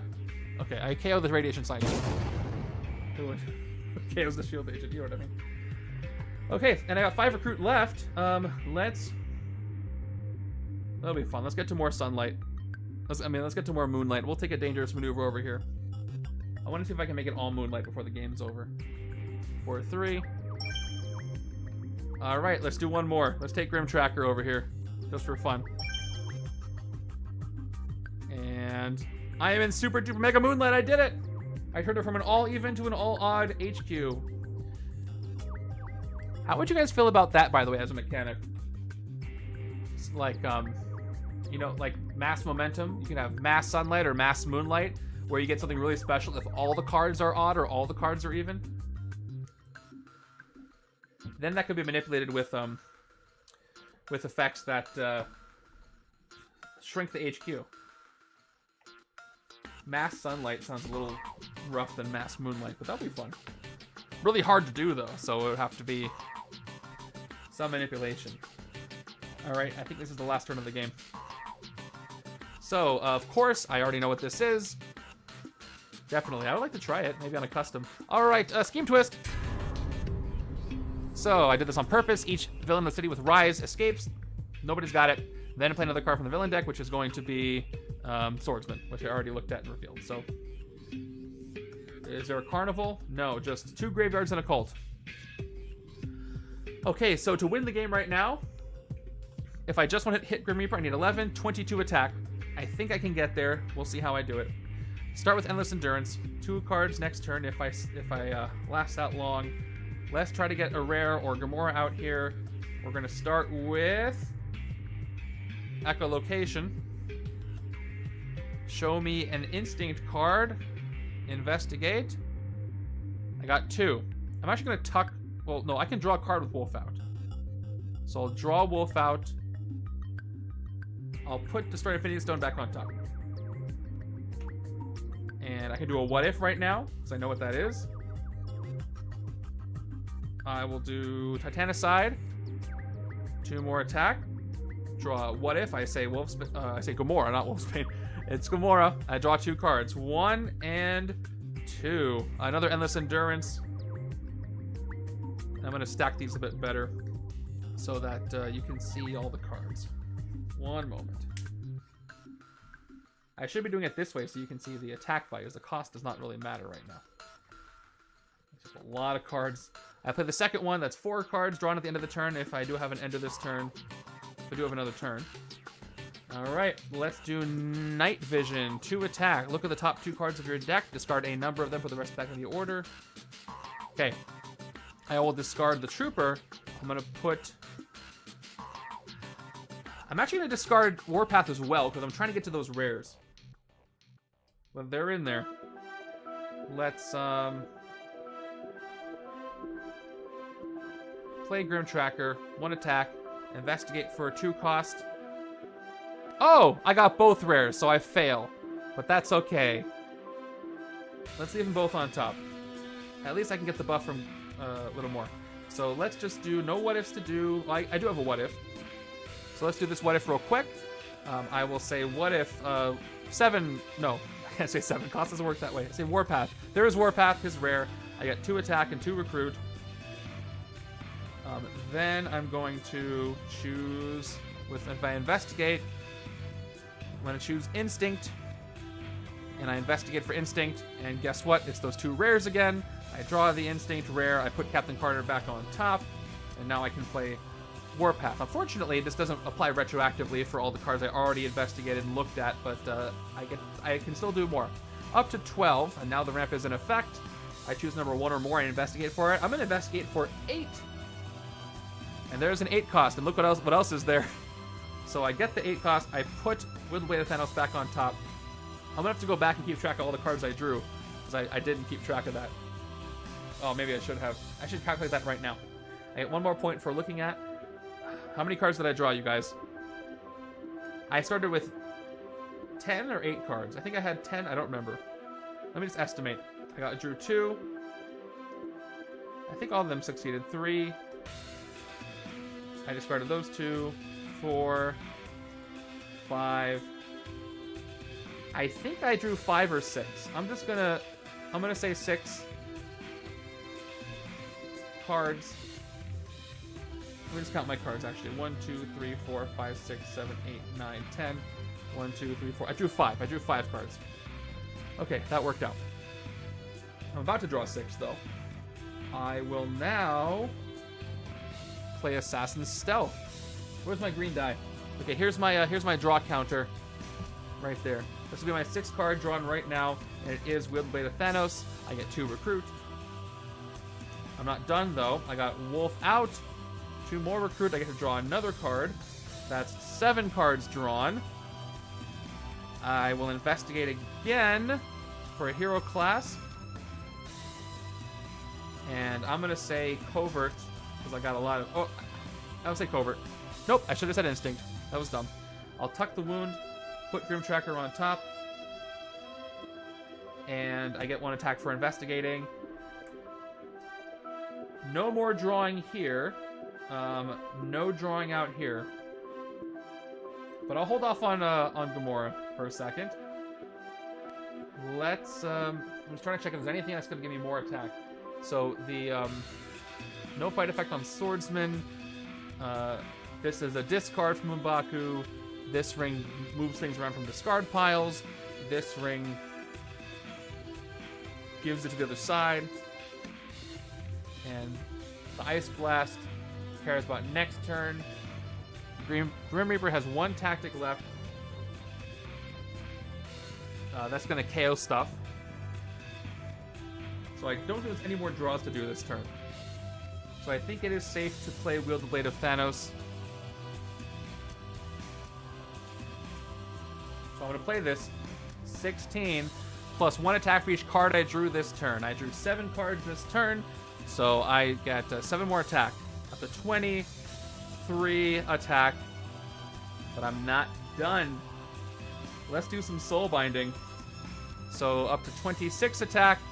Soulbind, KO a card from your hand or discard pile. So I'm gonna... Do I have anything left to Soulbind? I do. I got another Hellcat to Soulbind. And I will KO this Trooper from my discard pile. Let's play the second Destroy the Infinity Stone. Destroy an Infinity Stone. Up to 9. I'm going to Soulbind. I'm running out of villains to Soulbind. Another Hellcat. Soulbind. That one. And I will KO the Shield Agent from my hand.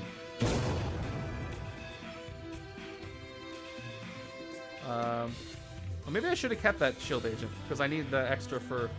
I don't need that much recruit, though, from Captain Carter. It's fine. I feel like KOing Braze. Alright, Icon of Hope gives me 2 recruit and 4 attack.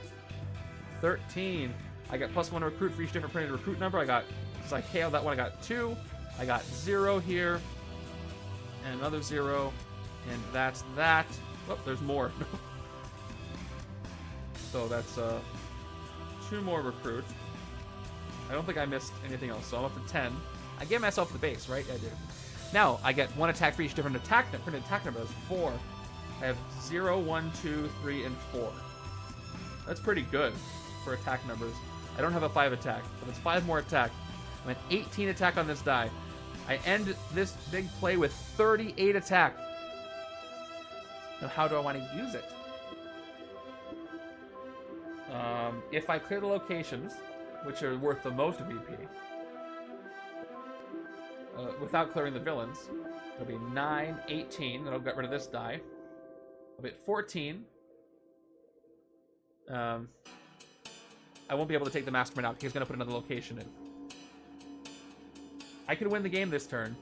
If I hit him twice, it'll be 11 and then 12. So 23.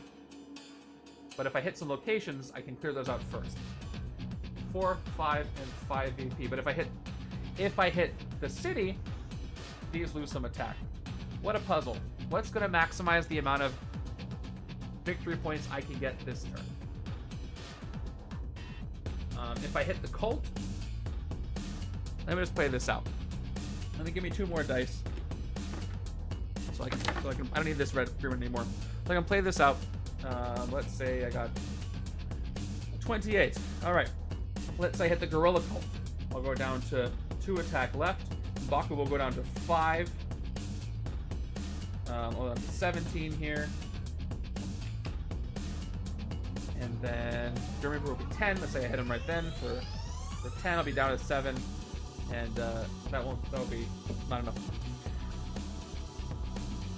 30. Oh, sorry, 38. I did my fake calculation wrong. I felt like it was a little bit less. Let's try that again. All right, Gorilla Cult goes me down to 12. Down to 12. Hit him Baku. Go down to 7 on this die. That's much better. Then let's say I hit this ring. I go down to 4. And this graveyard is going to be 7. I'm at 17. Grim Reaper will be at 9. I'll be at 8. And he'll go up to 9. So that is 1 short. Well, I gotta start over. I hope you guys enjoy math problems. What's my best route here? He only loses 1 attack for each location, so if I just hit him straight up, if I just do the simplest math here, it's going to be 1 hit in the location, so 23. So I have 15 attack this extra no matter what I do. So with that 15, 6, 11, that'll give me 8 extra VP.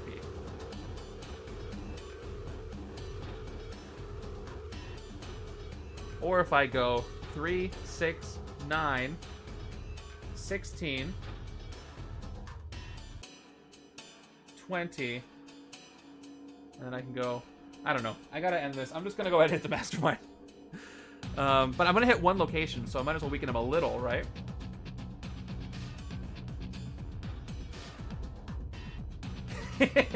I'm gonna just take a risk here. I'm gonna hit the White Gorilla Cult for 6. See what happens. So I hit the White Gorilla Cult, I blow it up for 6 attack, get a little bit of VP, and he goes down to 10, and let's just hit the Mastermind for 10. Alright. I gotta end this game. I'm getting tired. Okay, look at the top 4 cards of your deck, KO any number of them, and put the rest back in any order. Look at all these cool cards. Let's KO them all. And it becomes a location. Whenever you fight a villain here, each other player gains a wound. That's fine. I don't care about that. And yeah, because I looked at something. It might matter. It very well might. And he goes up to 11. No, yep, he goes to 11. So let's see, how much VP can I get for the final blow? Let's say you have to use this whole die. I can go 6 or 8, 13.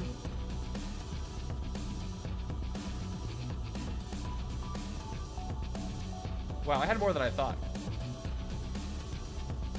Wait, hold on. Did I do that number right? What did I have? I don't think I did my dice properly. How much attack did I have? I completely lost it. I had 38 attack. So I was at this. And I just hit him for... Yeah, I had 38. Thank you. Let's go back. Let's go back. And I hit him for 10. Yeah. So I hit the Gorilla Colt. I hit the Gorilla Colt for 6. So I was at 12.